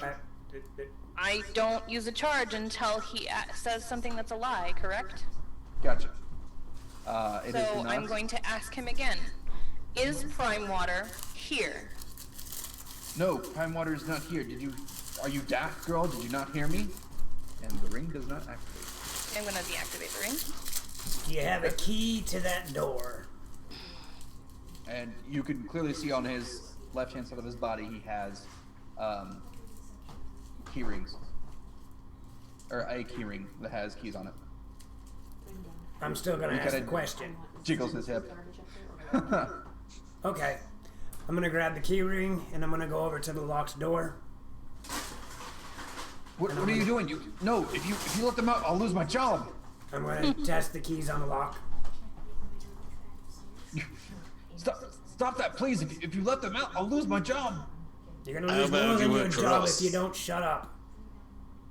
And he's like, oh God. And he kind of puts his head down, and he was just like, I should never work for these guys. No, you shouldn't have. Correct. You shouldn't have worked for the Prime Water. And he lifts his head up and he goes, they have my wife.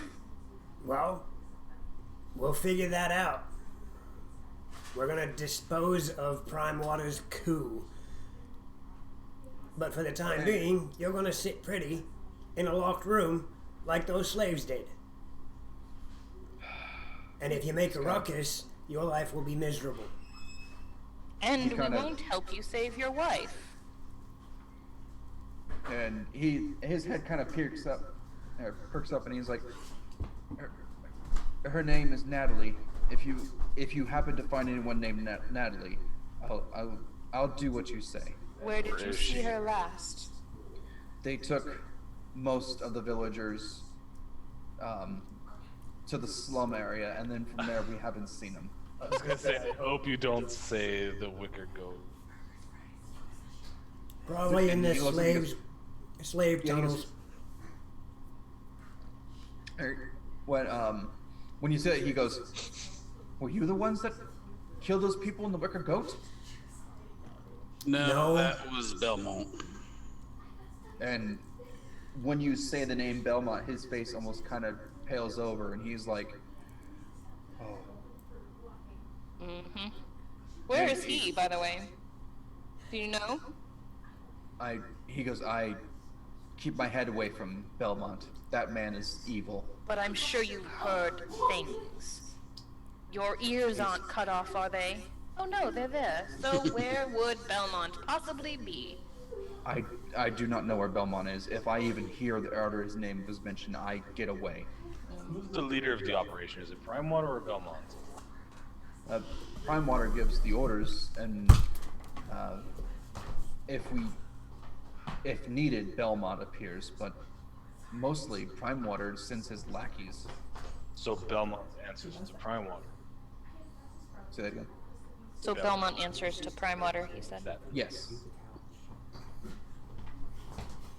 Well, But usually if Prime Water gives Belmont an order, it's not pleasant what happens to whatever. Have I figured out what key to use? You did indeed. The third key on the key ring of 8. I'm gonna unlock the door, look inside. Do I see a bunch of slaves, servants, whatever? You actually only see 2 servants, 2 male servants. I'm gonna put my They finger to look my up lips. and... I'm sorry? I'm gonna put my finger to my lips. And they immediately stop what they're doing. They're like, okay, these are middle-aged men. They're stuck in, a room that would probably just be like for guests. There's a wardrobe, a desk, a bed, rug on the floor. Nothing super fancy. You two are getting out of here. We're gonna put a guard in here, but I don't need you running right away. We need some information and some help. And So be quiet and work with us. one of the men gives you a nod, and he goes, "I've seen you in this house before." Yeah, I'm the guy that set fire to Ava's tablecloth. Oh, he goes, you got the guard outside? Yeah. All right. And he kind of looks over at the other guy and can you walk? And the other fellow gets up and he looks like he's been beaten a bit. We've got a healer.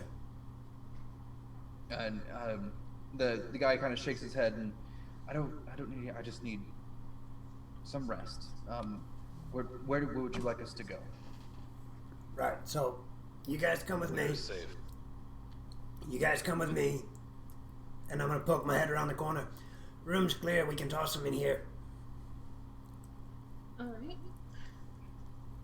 I'm gonna get a bit of rope and tie up his hands. Okay, and he looks at you and he goes, "If you are truly trying to do what you say, I will not resist. I will go in the room willingly." Right, but to make it look good, my friend, so that when your masters get here, it'd probably be best if it looked like someone overpowered you. He says, I don't think you quite understood what I said. Once they find out, if something were to find out, if you were to fail, they will kill me. There is no mercy. Have any pigs around here? Pigs? Pigs. Pigs. Goats, whatever. Not to my knowledge. This is Ava's mansion. It's not a farm.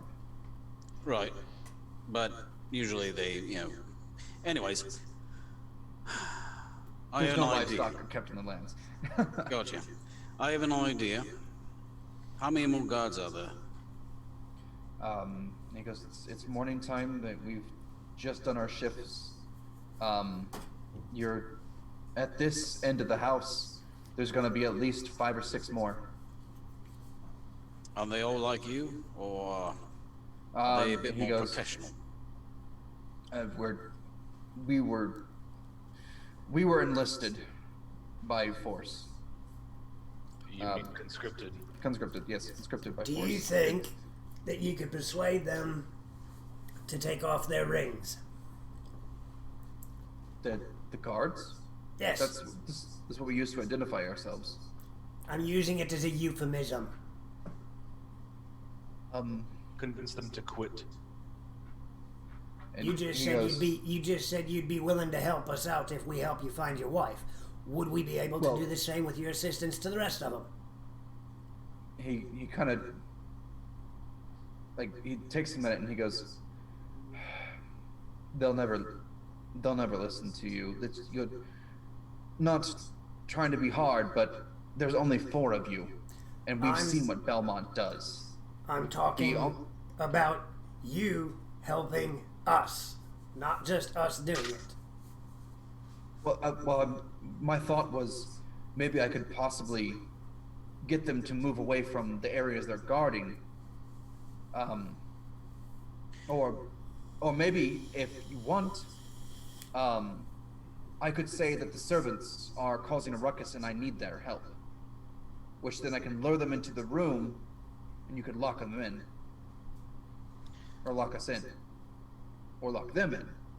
I prefer not to be with them. You know, But that doesn't help the point that they'll kill all of you. So what's the point actually, of that then? he's got something going here.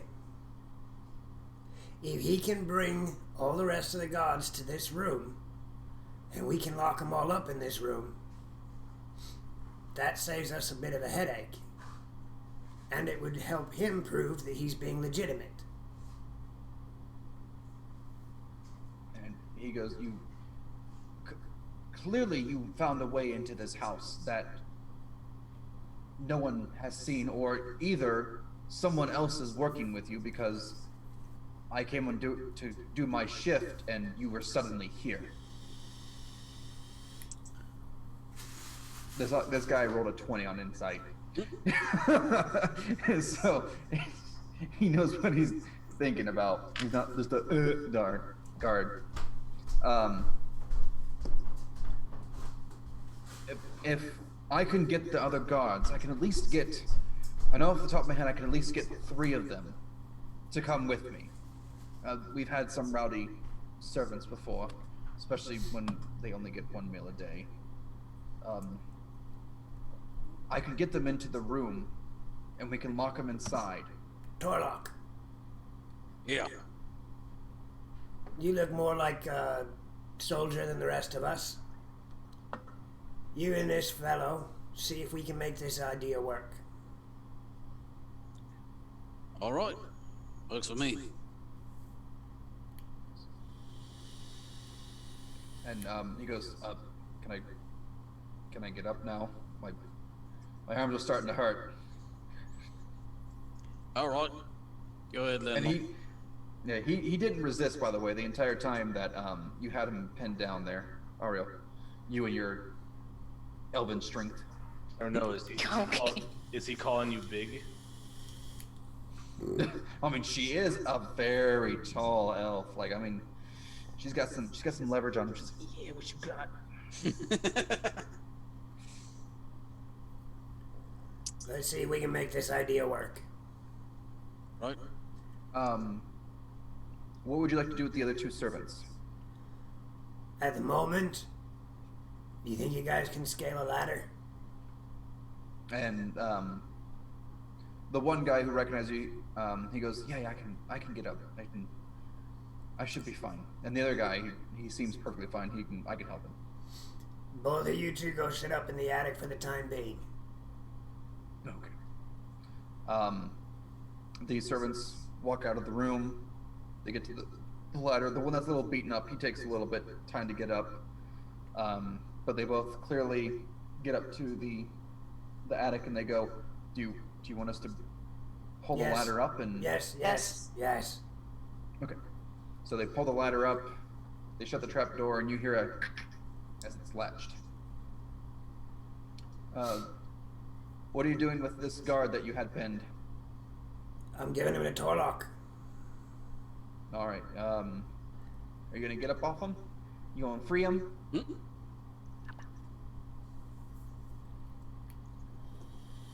What'd she say?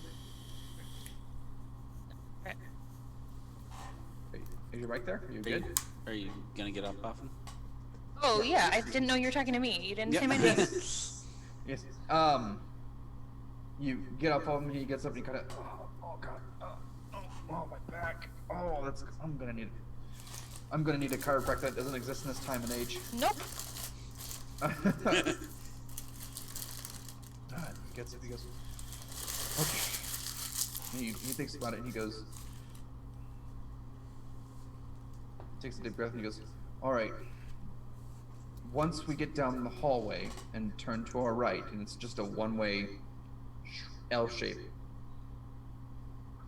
the hall goes up another 15 feet, and then it shoots into the rest of the house, the rest of the household. You are on the second floor. There are 3 guards positioned down this hallway, each guarding a room. These rooms contain prisoners, servants, generally people who resisted, or people who have information. They do torture people in these rooms. Once you hit those 3 guards, there is the stairwell down into the master entrance of the mansion. Past that point, it is the other side of the house. There are 2 guards positioned further down that house, and then the house splits into 2 parts, left and right hand side, and they are just considered the left side takes you to the second stair entrance of the library. The right hand side will take you to almost a small circular room, which is kind of like an overlook, kind of resting area where you can just view the town, the docks, and everything.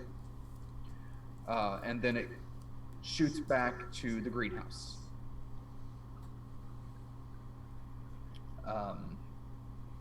The 6 guards he was talking about would be the 3 guards in the hallway.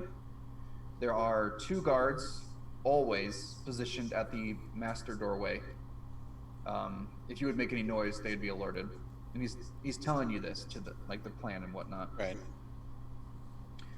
And then the 6th guard would be the guard that is usually kept at the kitchen. Which, if you go through the master stairway and you go under the stairs, or through you're going. Follow my finger with the camera. You go down the stairs. You would have living room, dining room area, more rooms off to the right hand side, and shooting back would be the kitchen and leading to the garden. There's always a guard kept at the kitchen. He goes, from that point on, I have never seen the rest of the house. We are told to come in, stand here, feed them once a time a day, do nothing, and then the next set of guards come in. These guards, are they men you know? 2 of them I personally know. One of them in the hallway, one of them at the end of the stairs, just drinking buddies. But. And you said they're in the same boat as you? Yes, and the 4 other guards are actual. They were town guards. Is there a kid among them? A kid? Daniel, by chance? I've never heard of a Daniel. Yeah. You're a member, though. Yeah. But all right, we have gone a little bit past our breaking point. Usually I try to stop early, but we were getting into some juicy story details finally. Some douche details. Yeah, some juicy. Juicy. And we're gonna take our break for 30 minutes. Let's see how the party tries to invade Eva's mansion. Come in for a go. So we'll see you guys in a bit. See you in a bit.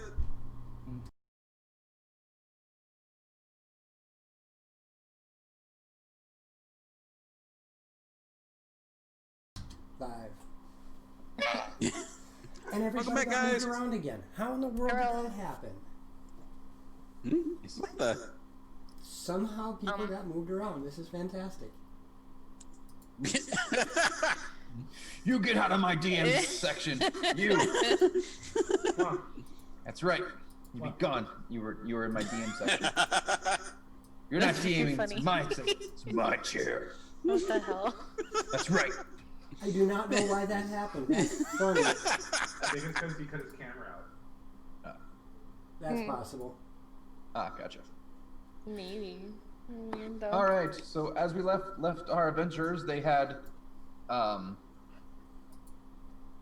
conscripted their before, own though. guard. Nobody did that last time, so. Yes, they've constricted. Oh my God, the words are hard to conscripted. I am me doing it. Stop it. Yes. Conscripted We their own guard. conspired with a guard. Yes, conspired. For now. They have rescued 2 of the servants, put them in the attic like good little boys, and are now going to attempt to lure the rest of the guards into this room. Here, guardy. Now, So is there a place to hide so they can't see us by that doorway? Like around a wall or something? Well, unfortunately, there is not. There is 2 more rooms to the left-hand side. There is the one room to the right. Then there's the hallway, and it's just like a 15-foot hallway. So the It's just- attic led out right into a hallway? Yes, at the end of the hallway.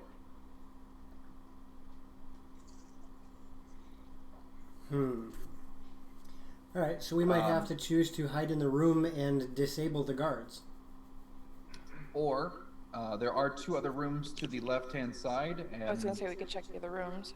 Might as well.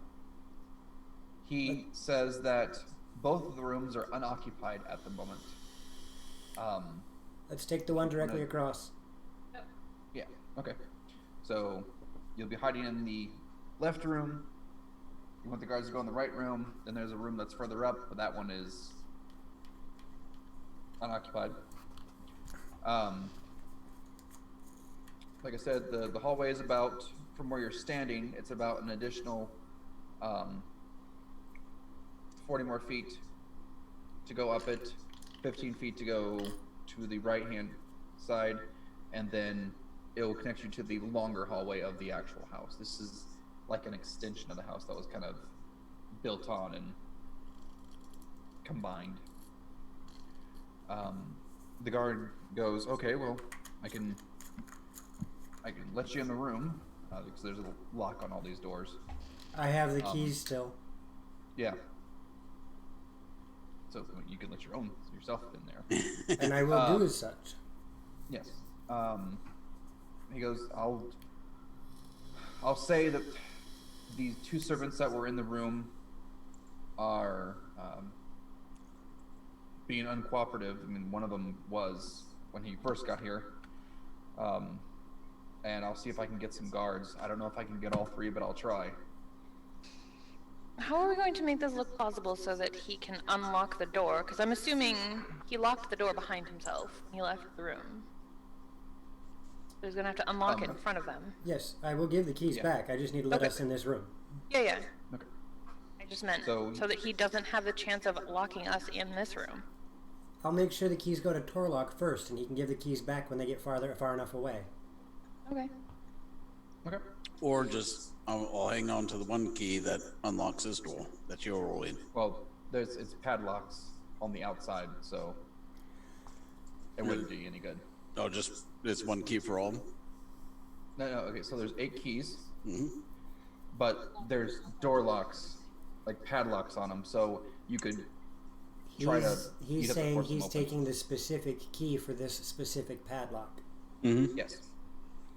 Yeah, I'd be keeping that one. Okay. So he undoes the lock, and he takes the key off the key ring, hands it to you. And then he closes the key ring, goes back to the other door, locks it. That way it looks like, no one's been in there. And he goes, all right, I'll try to do my best. And he thinks about it, and he goes,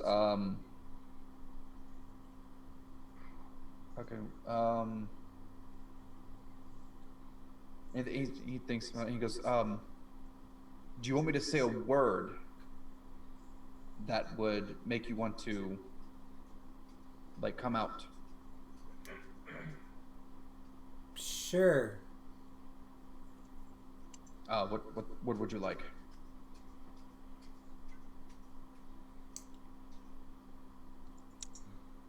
Bed sheet. Bed sheet it is. It's a strange word, but I can say that. What's your wife's name again? Natalie. Natalie? Yes. She has one feature about her you won't miss. Her hair is blonde, but she has a long strand of gray hair that flows down over her left eye usually. Okay. Here's my thought, Tia. Instead of bed sheet, what if we say for the love of his wife? So for the love of Natalie. Well, I was thinking bed sheet because it's a bedroom and you could make some sort of comment about bed sheets. He goes, oh, I could say check under the bed sheets, since they'll notice that the servants won't be in the room. That'll work. So it's quite clever there. And what was your name again? Oh, no. Hey, actually, someone actually asked his name. His name's Jonathan. All right. Jonathan Crow. All right, Jonathan. All right. He goes, You help all us right. out, we help you out. He takes a deep breath. He goes, hopefully this works. If it doesn't, we have other ways of dealing with things, and you'll still be fine. He goes, We'll just use the I most want my wife illegal back." spell in the land. What? We'll just use the most illegal spell in the land. I cast sleep at 5th level. Everyone is. Good night. All right, so he closes the door, and of course he doesn't lock it because bad things would happen. So he kind of just folds the lock over. You don't see this, of course, but for story elements, he starts walking down the hallway. You can hear his footsteps getting further and further away.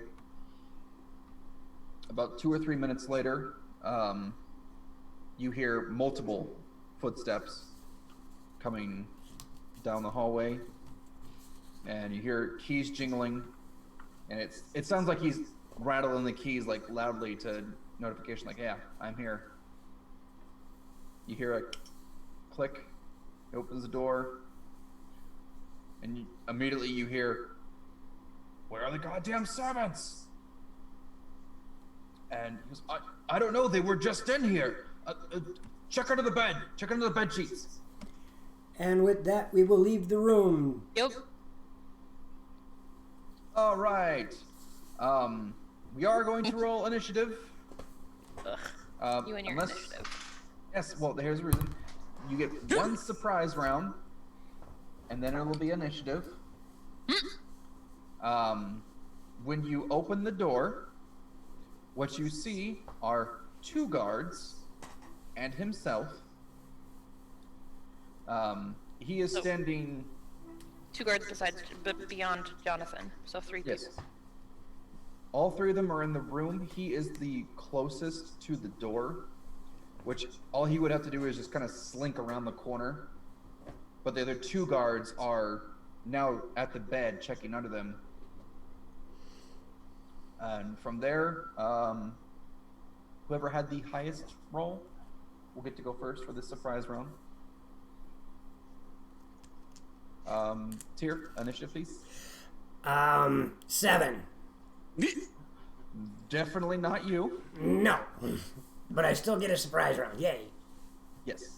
All right. Oh, no. Improve initiative. Please don't do that to me. Senpai, please. Please. Oh, God. One moment. There we go. I had to re-add you because lovely day in the neighborhood. Okay, 9.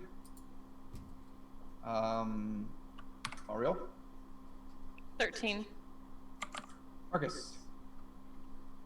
19. Torlock. 44. Holy crap. Holy wow. Well, Torlock, you get to go first. Real quick recap. Were we locking them in here, or were we just knocking them out and locking We were locking them in. He had the keys, though, right? Yep. Yes, he does have the keys. Okay.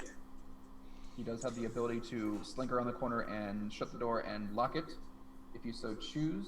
That would mean that, of course, there would be 2 guards on the 2nd floor banging on a door and probably stomping their feet to get the attention of people in the house.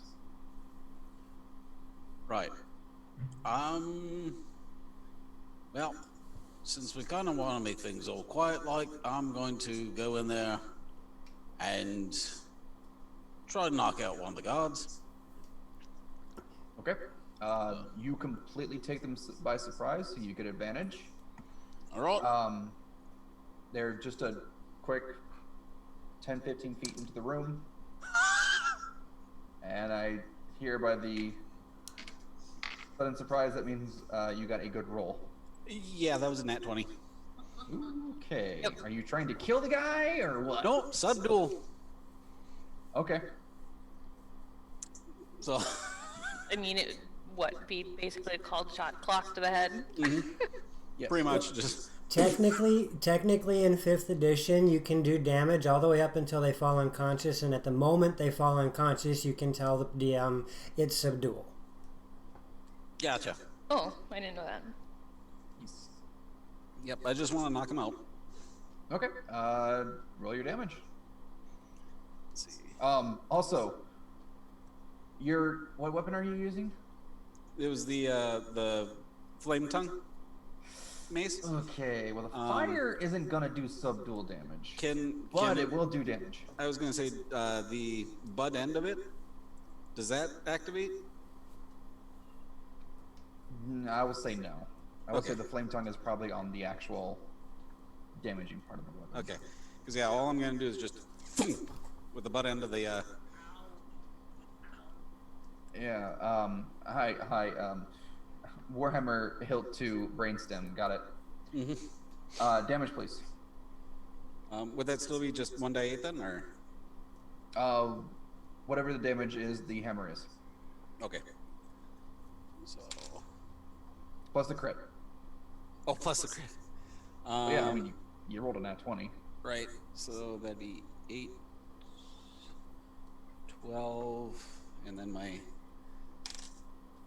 So that'd be 18 points of subdual. Okay. Yeah, you promptly made this guy fall flat on his face and just wham, he's out.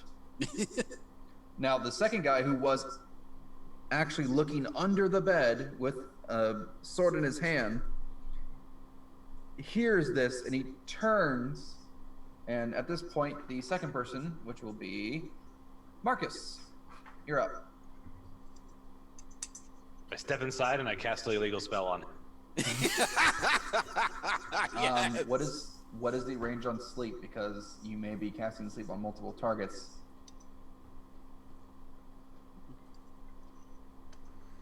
It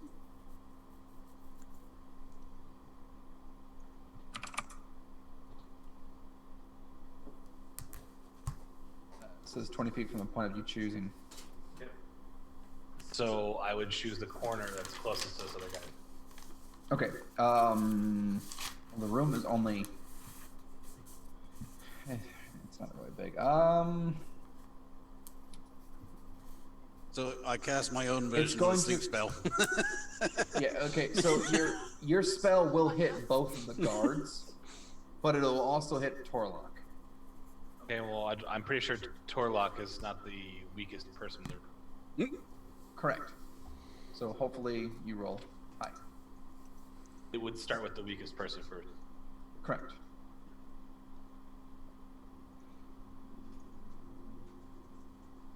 Roll me off 5d8, sir, and tell me good things. Would you like some dice?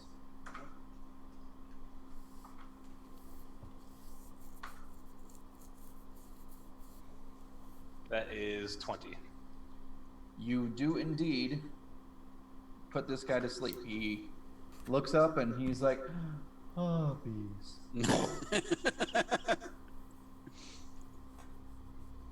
Congratulations, you have knocked 2 people out. The most illegal spell in all of Saltmarsh. What's that sound? I hear halt.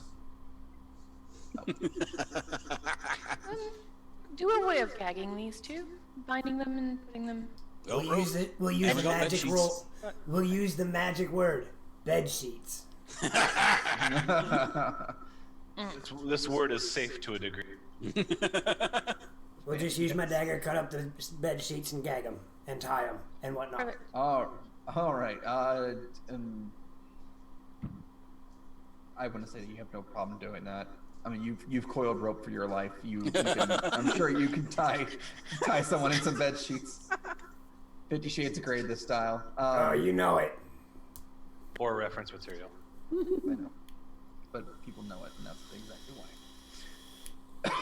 why.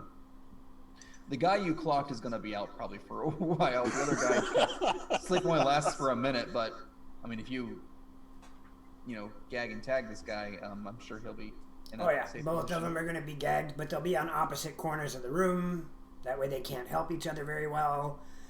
And I'm going to tie them in such a manner that their legs and wrists are bound close.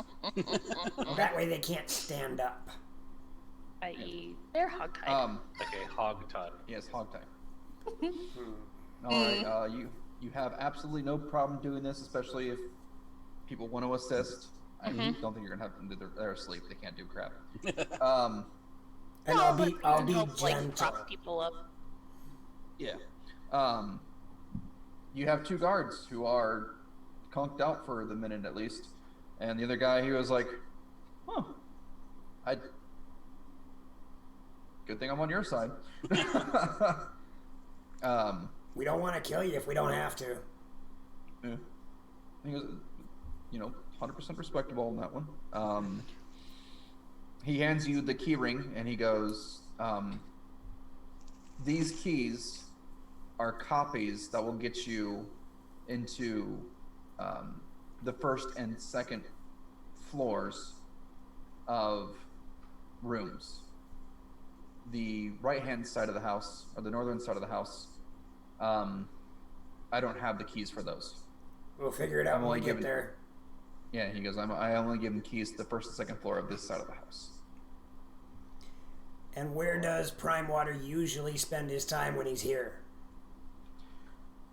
Again, when he comes in, he makes a grand theatrical presence, and he eats in the dining room, and then he disappears off to the right-hand or the northern side of the house. That's what I figured. Hmm. Which means Ava's probably on that side of the house too. Probably. And he goes, "Oh, yes, actually, now that you mentioned her, which, by the way, you shouldn't be asking for her. That will give a dev away that you're not here for good intentions." I haven't seen Ava in days. Well, hopefully she's here. If she's not, we'll find her. The only thing that I could offer my advice is, if you want or pretend that you want or are with the guards and whatnot, everyone knows everyone's faces here. If you see someone coming in and out and they don't recognize you, they're going to stop you immediately. I'm gonna show him my ring. Yeah, I was like, I don't think that's going to work here. Perhaps it would work if you were out in the town, but here, Right. everyone knows. That makes sense. Ah, it is what it is. Can we ask you one more favor? Yes. We got two servants upstairs that need to make their way out of this facility. And he goes, the only way out of here would be to crawl out the window and jump down, or to go And that- through the main entryway. I'm gonna hand him a coil of rope.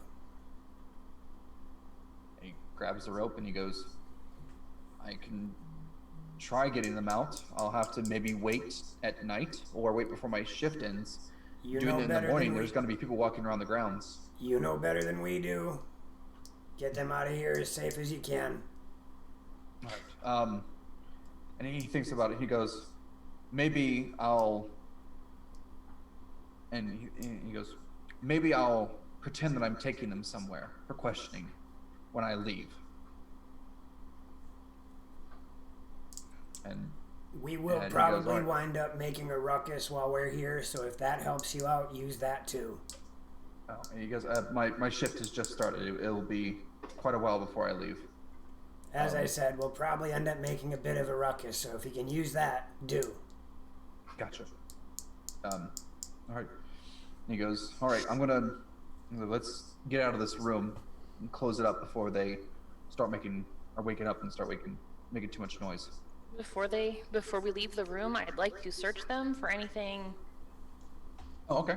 that you're- could potentially give us a clue as to anything of the building, keys, papers, scraps of instruction, anything like that. Gotcha. What you find on their persons is 22 silver, 8 copper. There are no keys on these 2 guards. There are no instructions, no letters, no nothing. They did have, both of them had short swords. I don't know why it's so hard for me to say. Let's relieve them of those. And their rings. Well, I figured you did when you're... Mm-hmm. We'll relieve them yes, of their and the rings, rings. too. Okay, and the rings. Actually, I think we should let them keep their rings, Why? Why? so that if anybody does some investigating, they won't suspect that someone stole the rings and is now masquerading as one of theirs. Yeah, you got a valid point there. All right. Shall we give the short swords to the servants, or? One of them. I'm gonna eat something better than my quarterstaff. All right. All right. I mean, so- unless someone else can use both of you can use one of them and someone else can use. I just can't. I don't think I can use them. I don't think I can use them anyway. I like my flaming hammer. Why do I have this image of a cute bunny sitting on in the forest and she's starving for food and she's like, I just can't kill you. I'm so hungry, but I can't kill you. Are you talking about me? Yes. Know how to He's a survive. pacifist. Thank you. Yes. All right, so we're gonna have to She make is an our avid way hunter, by the and way. try not to be caught. So these 2 gods, Jonathan, you said there were at least about a half a dozen. What should we worry about next as we start to head through this facility towards the northern side? Well, I was able to grab 2 of them from the hallway to assist me with the servants. They're gonna start questioning why they're not back. At least the other guard that was up on the 2nd floor. He's positioned at the room right above the stairwell. So you're gonna have to do something about him. The other 2 guards downstairs didn't even pay attention to when I called them. And I didn't even see the one that was usually by the kitchen. There's a bit of there's the balcony and kind of underneath, so he didn't see him. So if you could deal with the one in the hallway quickly, that'd be great. Then that'd give you more an element of surprise. Where is this going to leave you? I'm just gonna stand here by this doorway and not leave. If they come to question me, I will simply say that I don't know where they ran off to. All right. You're a That good man, works. Jonathan. And he goes, at this point, it doesn't matter. If you fail, I'm dead. Well, we'll try not to fail then now, won't we? I'm gonna clap him on the shoulder. he gives a very nervous like, I'm pretty much screwed, so it doesn't matter anymore. We'll do our best to get you out of this without losing a limb. But if you lose a limb, you can come on board the ships and pretend to be a pirate. He goes, I would have to get out of Saltmarsh plainly if this coup does seem to take over. We'll figure it out. So, we've got one guard to worry about as we get to the end of the hallway. Yes, and he describes that hallway is very long. You got about 20 feet before you reach the stairwell balcony. And then where the guard was at, it's about another 20 feet. And that opens up into the main way, so you could look over and see the main door, the guards, you know, people moving in and out if there is. We'll have to be quiet and see if we can find a distraction. Yeah, and it's just a long hallway. How many doors do we see as we move down this hallway? So you have the one additional room that you haven't been into. That was on the left-hand side. That's right before the hallway turns to the right. There is no rooms in the adjacent hallway. It looks like this was built to be a connection to connect the two parts. And then you would hit the corner, and then you got that long hallway. And I mean, like I said, it goes on 100 feet or so. All right. If you get there and take a peek, there is a couple of rooms on the left-hand side. There is nothing on the right-hand side. Oh, the doors on the right locked. The left-hand side. Are they locked? If you're talking to Jonathan, then he'll say yes. The whoever has the keys for those doors, they are all padlocked. Okay. And there is no other egress in this wing of the building. No. That is a fire hazard waiting to happen. Well, again, this was an extension built on. And I suppose we should get moving. All right. All right, who's leading the way? Sorry for the yawn. Ooh. I'll go first. All right. I'll be second. I'll pick up the rear if you want to go. All right. I'll be third. Sorry. All right. You have no problem getting down the hallway, taking a right for the 15 feet, and then when you get to the end of that hallway, you do see it. It's a very long hallway that has rooms on the left-hand side, and it goes down 100 feet or so, and there is the one guard who is standing there, and he's just kind of... I want to listen to the doors as we get up to them. Okay. The first door that you're going to encounter on that long hallway... Sorry. Is locked, and there doesn't seem to be any sound coming from it. Further down, you can hear that there's someone talking, but it sounds like they're talking in the main entry. Anything from the second door? You have no idea if there's anyone in that room or not. All right. So let us continue forward, and that guard is just standing in the open. We can see him? Yes, you can clearly see him. He's about 40 feet down from where you're at. If you start making your way down that hallway, you can pretty much know that he's going to realize, like, whoa, who are you?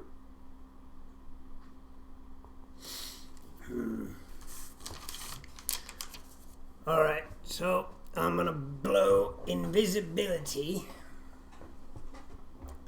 Okay. and tell everybody I'm gonna see if I can get this guy. I'm gonna see what I can see down that way. You guys try and just hide in the shadows here. Okay. All right. All right. So I'm gonna make my way down the hallway and see if I can sneak past him a little bit. Gotcha.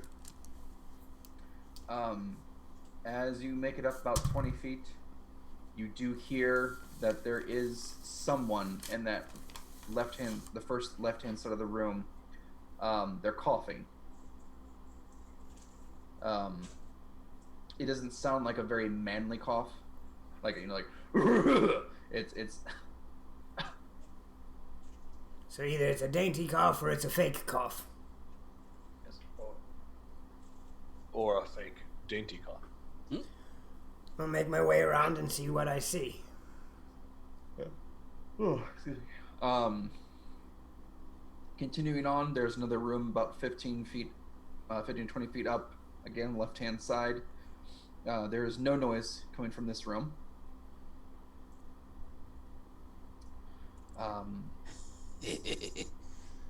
About 10 more feet up, you've reached the balcony where you could, you see the guard clear as day sitting there. He's just standing there kind of doing this number, looking back and forth. There are 2 guards below the balcony that they are talking back and forth. Their voices are echoing throughout this part of the building. And the main entryway door is actually open, as there is 2 people bringing in what looks like furniture. It almost looks like a Victorian era love seat. Oh, it's a daybed. All right. They're bringing that in, and they're moving it. Do they look like guards or do they look like movers? They look like servants. All right. And they are moving it to the first floor underneath the stairs, going down that hallway. You can't hear any other voices. What are these 2 guards talking about? What they're going to do when they get off. How long this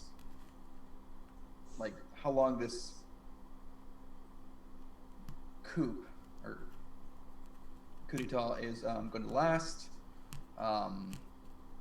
Also, how one of the kitchen staff's rear posterior is quite nicely shaped. Aha. And from this balcony, how do you get downstairs? You would go another 10 feet, and it would just stairwell that kind of curves slightly to the first floor. Okay. It's a very wide stairwell. And from the edge of the balcony to where this guard is, how much space is there?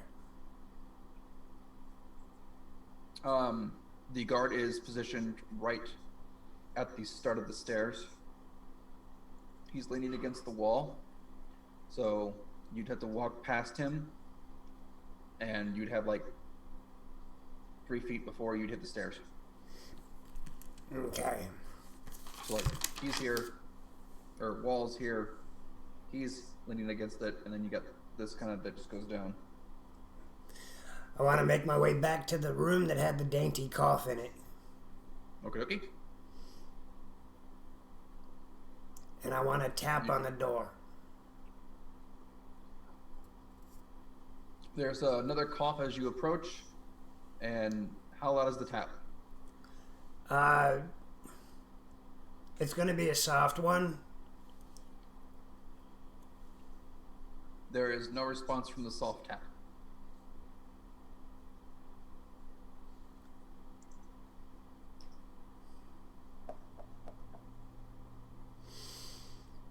And And Torlock has the keys, right? Correct. Alright. I want to approach Torlock and ask for the keys. All right.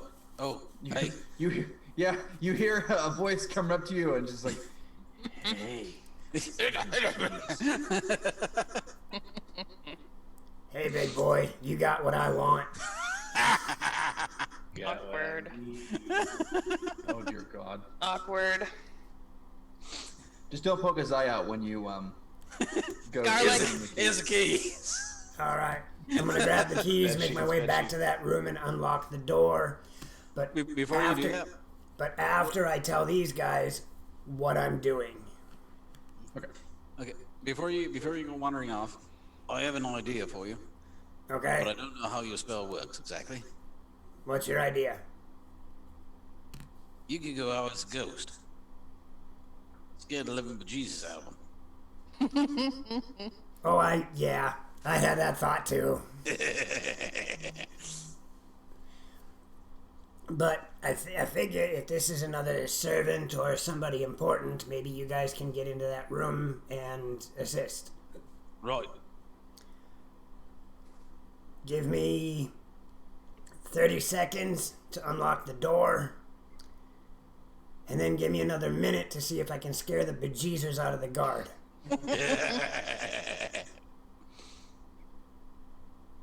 All right. Are you going to attempt to unlock the door? Yes. All right. Very carefully moving the keys on the ring so I don't make a lot of noise. Gotcha. I want you to roll me a percentile. 65. 65. All right.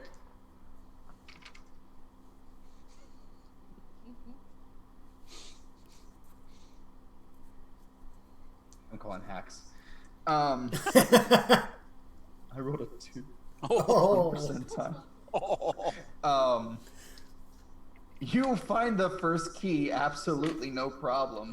Like it was glowing and just there for you. Under my breath, I'm going to thank Timora for looking over me. And you hear and the padlock unlocks. The noise that was coming from the room, if there was any at all, is deathly silent. Hey, Grouch Couch. What's up, Grouch Couch? What's up? Hello.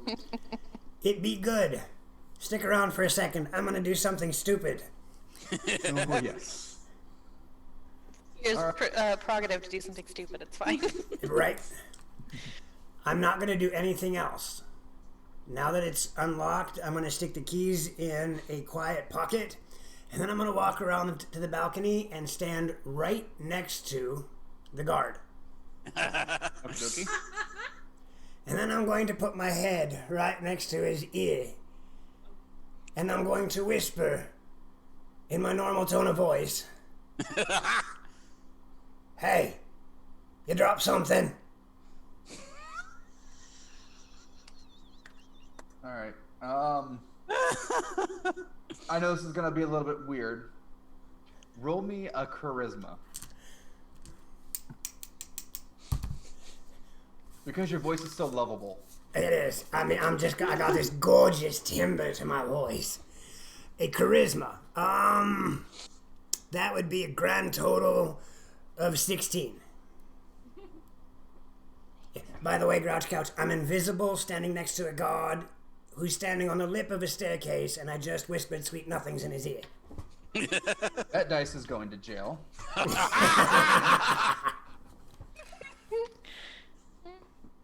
I think that's, You think it works?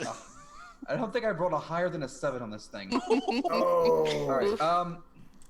He jumps and like it's very noticeable. Like, oh, what the hell was that? I'm gonna touch him. down. I'm gonna touch him on the thigh.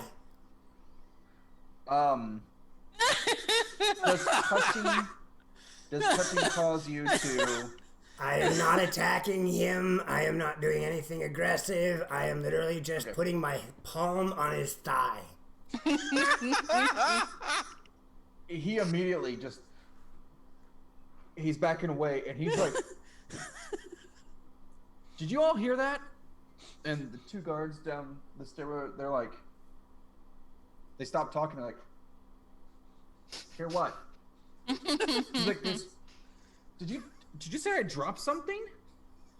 And they go, "What's gotten into you?" "No, we've been talking about Lucy." And he's like, "Can we switch?" He's like, "I don't like it up here. It's creepy." The two guards go, No, I don't know. You can stay up there." And he's like, I want to blow in his ear. the moment you do that, he jumps back, he grabs his sword, and he's just like, He goes, no, there's something up here. There's something speaking to me. It's touching me.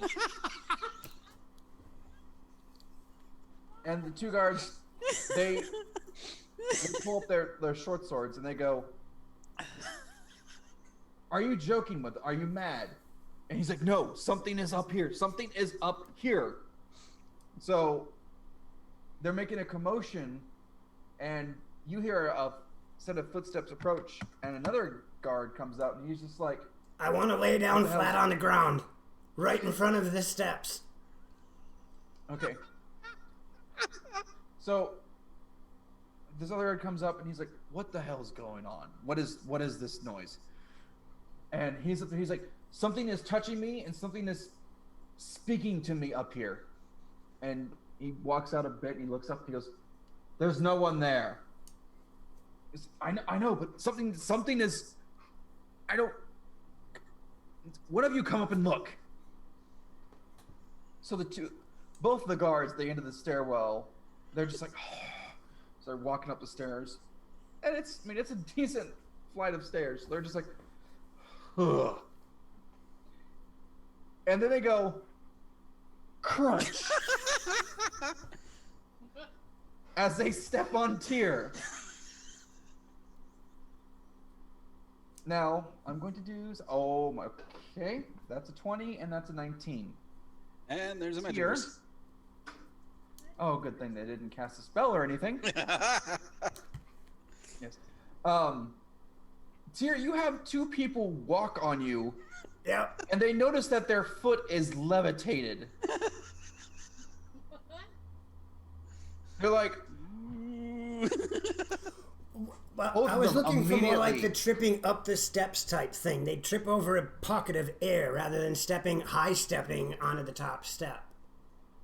Well, you said at the edge of the stairway, right? Yeah, right there on the lip of the stairs. Okay, so they're going to have to climb the stairs, and they take the last step to get up it, and they're going to step on you. Right? That's what I thought. Like, well, they wouldn't, kick you. They would step on you. I'm looking more for trying to trip them by being in their way from where they would normally put their foot, so their toes would trip over me. Oh, okay.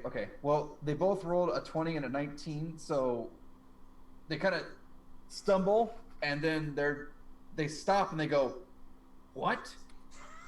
And then the foot comes down, one of the guards goes to put his foot down, and he's going to step on you. Yep. Like, there's something there. And he hits you, and he's like, what? So then he goes to grab his sword, and he's about to bring it down on you. What do you do? I am going to dodge roll into all three of them. Okay. I need you to give me a acrobatics. Can we see this from where we are, or are we just hearing the... If someone's peeking around the corner, you're hearing and seeing this commotion that's kind of echoey and further out, but you have one guard on the left-hand side here, near the wall. You have two guards that are sitting there at the stairwell, and they're both like, "What?" And one of them's like, he's taking a sword and he's like gonna bring it down to see what this is, see if he can stab it, and then Tyr's about to. I mean, we wouldn't see Tyr at all. No, you wouldn't. I rolled an 18. All right, I'm going to roll for them to see if they fall down the stairs from the blunted body that you're about to attack. You're about to do. This is going to knock you out of invisibility, by the way. Yeah, I know. Okay. That guy's going to jail. Tyr, you are able to successfully hit them enough to where they go, "Huh," and both of them fall back on the stairs and start rolling down as you pop out of invisibility. And this is where we're going to start initiative. As Tyr, you are now no longer invisible, and you have two. Oh yeah, I need to roll damage for the fall. Death becomes her style. Yeah, literally. I think this will be the first time I've killed somebody using stairs. Well, it didn't kill them, but they got bruised up pretty decently. I think I did that to animated armor, sort of, kind of. Initiative for everyone, please. And the Grouch Couch, I can't wait for tomorrow. I want to see how TT2KB does. Wait, I thought we're not allowed to watch him. You guys aren't. I'm the DM. Okay. He's He's the judge. He can watch whoever he not wants. fair. Okay. Dang it, I want to watch him too. I won't cheat, I promise. I just want to watch him. It'll be saved. We can watch You can it watch after the the VOD game. after. Yeah. Okay. Ario. 12. Marcus. 8. Oof. Torlock. 9. Wow, people. Tyr. 24. 24? Yeah. You get to go first. All right. So Tyr has now popped out of invisibility. He sent two people flying down the stairs. You hear, and one of the guard goes, and that's all he gets out. And it is Tyr's turn. You too. What? I'm going to grab the third guard by the shirt and throw him down the stairs. You too. All right. Give me a grapple, strength check. Or wait, no, I'm sorry. Athletics? 16. Okay. And please be nice to me. That's all I ask. One time. That's a nat 20. Okay. He resists. Yeah, you're just, and he just like, ugh. He goes, guards, we have intruders.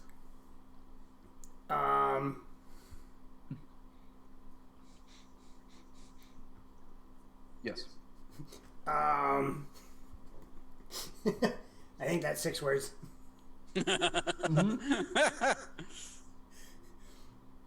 That's all I got. I only have one action a turn. I didn't know if you wanted to move or not. That would put me out of combat range, and I don't want to give him a free swing. Gotcha. Actually, you know what? I will say that because he was so startled, if you want to move, you can. All right. I am going I'll be nice because this is going to be a bad for you.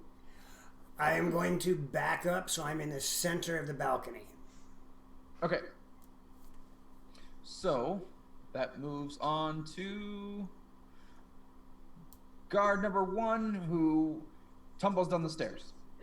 And then guard number 2, who tumbles down the stairs. They're not having a good time. Guard 3, who is at the top of the stairs, now is going to go. he bolts down the right side of the house on the second floor. And he's using dash to get out of line of sight as he heads straight down this hallway and heads to the right. And he is screaming bloody murder. Guards! Guards! We have intruders! Guards!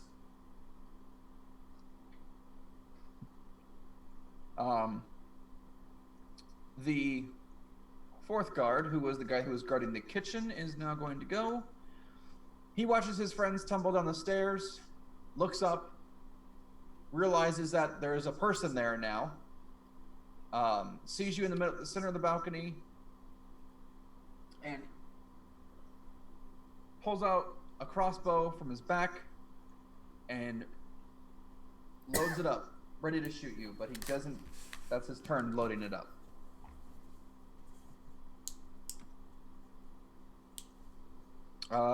Then it is Ariel's turn. I'm gonna make my way down the hallway to where that door is and go in it. Making your way downtown. I don't know how far it is down the hallway, but I thought I could make it to the door and go in. I accidentally just ended the encounter. No. Yeah. Oh, that sucks. We win! Yes, it was 20 feet to get to that door. If you open the door, Yep. inside is a very young girl. She's dressed up as if to be a servant. Okay. There is the first thing you're going to notice is that there was a wash pan sitting on the desk in this room, and there's a handkerchief, and it is smeared in blood. And when you look over to the bed, you see that someone is laying there, and they are coughing faintly.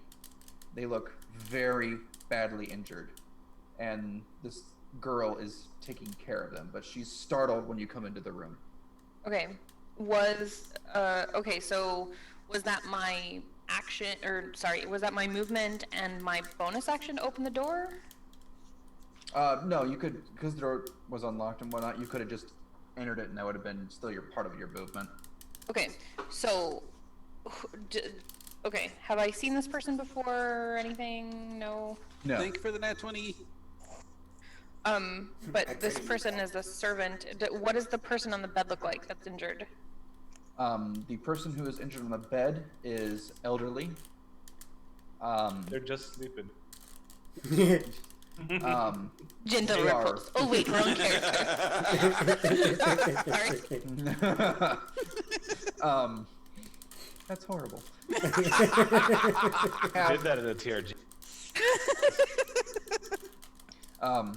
This person looks like they have a wound to their gut. They're wrapped up in bandages. It's an elderly woman. She's laying there kind of in and out. Looks like she's hitting in and out of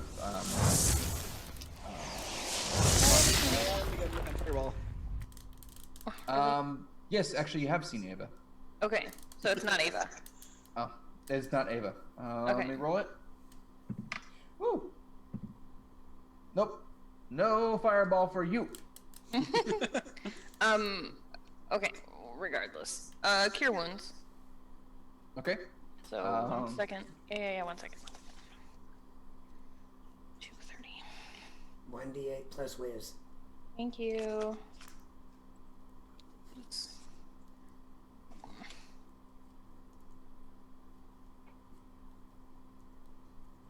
I lost my character sheet.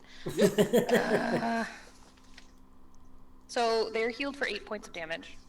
Okay.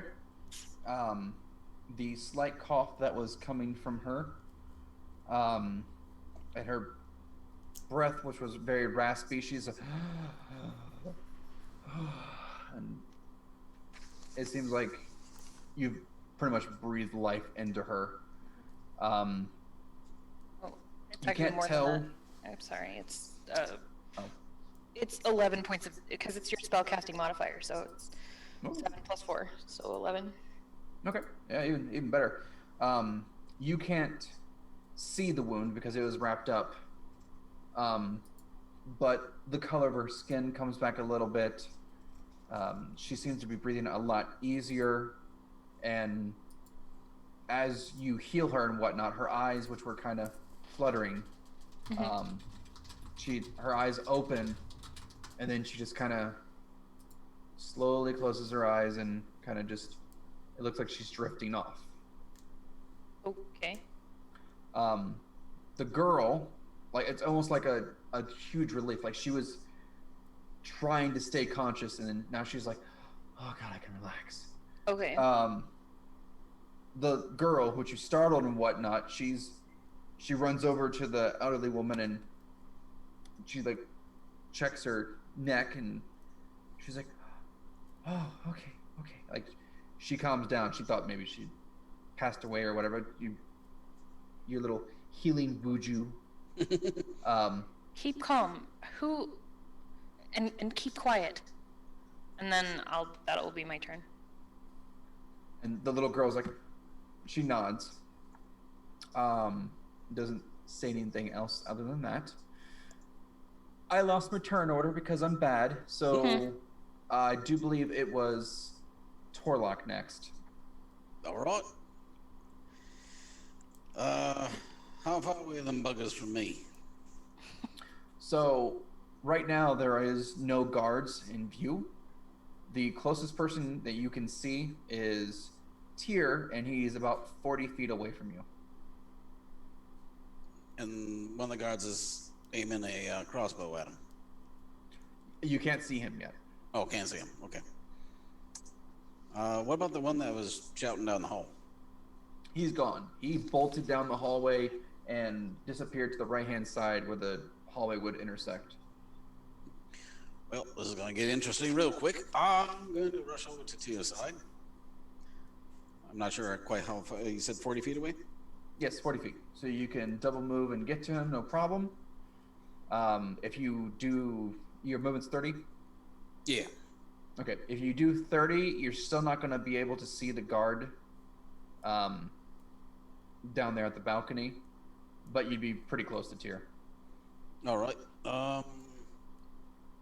And the other two have fallen down the stairs, right? Yes, you clearly heard that. Okay, good. You hear the...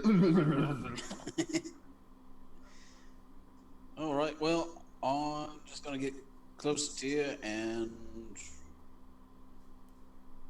put myself in a defensive stance, so to speak.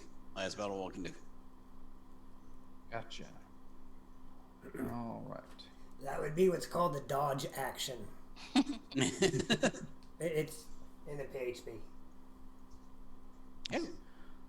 All right. I need to look that up now. And the last person bringing up the rear, Marcus. I will advance 30 and get close to Tyr. I put my heavy crossbow in my hand, and I will fire on a guard if he comes up. Gotcha. Okay. And that.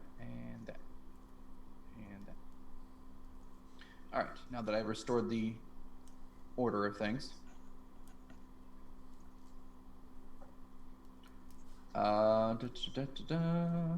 It is Tyr's turn again. Right. So I'm going to look over the edge of the balcony. And how much space is between the fallen guards and the guard in the kitchen? They rolled down the stairs successfully all the way down. Yay. They're about 5 feet away from where he's standing, pointing a crossbow at you. Oh, perfect. Sleep. All right. Only I'm going to do this at a little bit higher level so I get one more d8. Not allowed to use a spell. Only I am. My bad. I think it's one more d8. Or is it 2d8? It's 2. You know how it is. You always copy the greats. Right. It's 2d8 per level.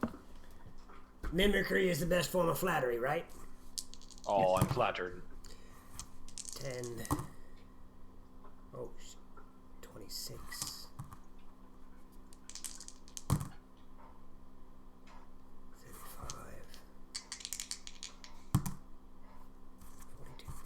That would be 42 points. 42 points. The 2 guards that had rolled down the stairs after hitting it, and they were like, suddenly they're just, the 3rd guard that is standing next to him, he kind of just, and re-aims his crossbow at you. Come and get me, Pokemon. Are you going to move? Nope. Okie dokie. Alright, Bandit 1, you are sleeping. And 2, you are asleep. I just say Bandit because it's just easier. And you are gone. It is the guy with the crossbow's turn. And he lets a bolt. Yeah, a bolt. Yes, a bolt at tier. Does a 19 hit you? Oh, most definitely. You got hit by that boost.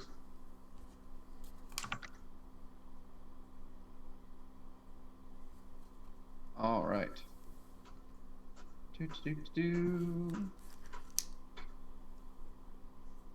All the dice I don't have out. I don't have that. Okay. There we are. You take 6 points of piercing damage as a crossbow nails you right in your arm. Is that all that you got? He drops his crossbow and pulls out his longsword. That's better. Come and get me. That is his turn. He doesn't advance. He does not advance. It is now Ariel's turn. I would like to find out from the girl. Who are you? Who is this? The woman on the bed, I mean. And she looks up and she goes, she's my grandmother. We work in the manor. Are you being imprisoned in this room? Yes, I was told to take care of her. She tried defending me, and they stabbed her. Well, we need to get you out. And she goes, I can't leave. She's hurt. She should be all right. I healed her. And again, she doesn't have any knowledge of what exactly you did. Plus, the wound that was in her gut is covered. So she kind of looks under the wound and kind of looks it up, and the wound has mostly healed. There's still like a little bit of a cut and a bit of a gash. But she's not bleeding, right? Or is she still bleeding? She's not bleeding. Okay. And she goes, no, she's still hurt. I don't want to move her. I don't want to chance it. Okay. Well, let me help you. And I'm gonna try and help get her up and towards the attic. Okay. As you or towards Jonathan, actually. Well, the attic. Yeah, as you lift the grandmother up, her eyes kind of open up again, and she's like, oh, who are you? Someone helping. Someone who's here to help. And she kind of looks at you and she nods and she goes like, where do we need to go? For now, the attic. And she goes, which attic? There's many attics. Oh crap. The attic closest to us. Come. And I'm gonna do the around my shoulder, help her towards the attic. Gotcha. And so I assume I'm gonna have half movement speed. Correct. Okay. You will be able to get out of the room, and just barely starting down the hallway. And the little girl is in tow. She's got, she dropped the bloody rag and whatnot. And she has a half-eaten muffin in her hand. I'm gonna instruct her to shut the door behind us. Okay. She gets out and she shuts the door. And that will be your turn, unless Yep. you want to do an action. Nope. Okay. Torlock, All right.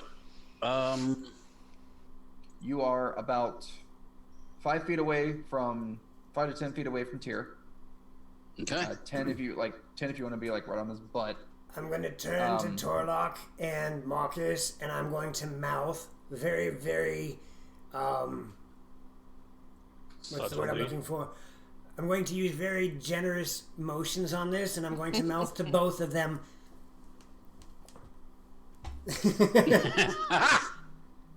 Oh, you hurt, you little one. Just Here, I'll play my little lute for you. Mostly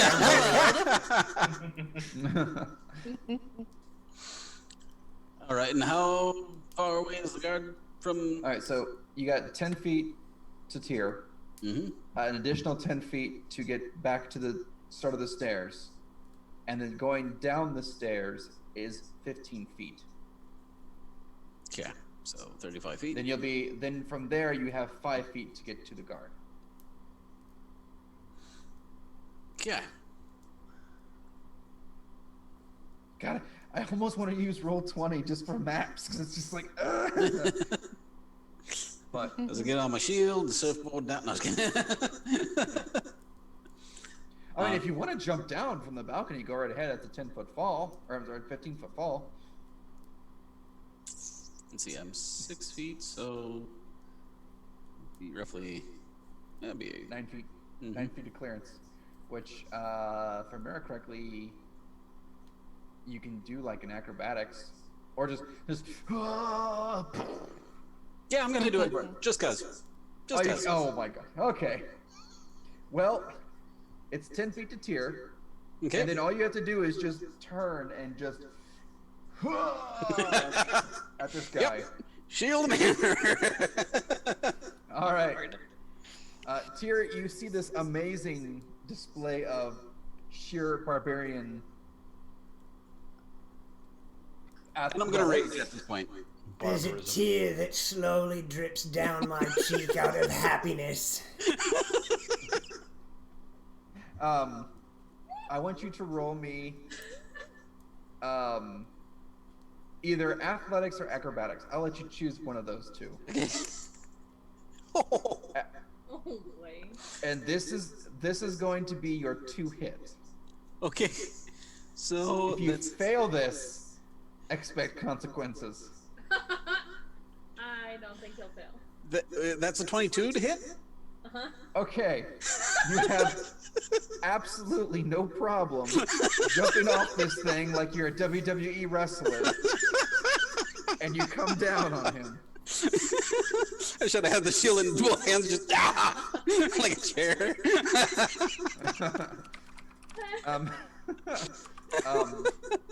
There will be a slight little bit of damage from you attempting this. It's gonna be like 1d6, something Okay. small. But you hit this guy, and he's just like, roll me your damage on your hammer or whatever weapon you're using. Yep, that'd be the flame tongue hammer. Okay. Look at the fire. Which is 2d6. Okay. Okay. So. Torlock the Terrible coming off the ropes. Oh, it comes down. So with the rage on that, so that's 2. Okay, so 4. 10, 13.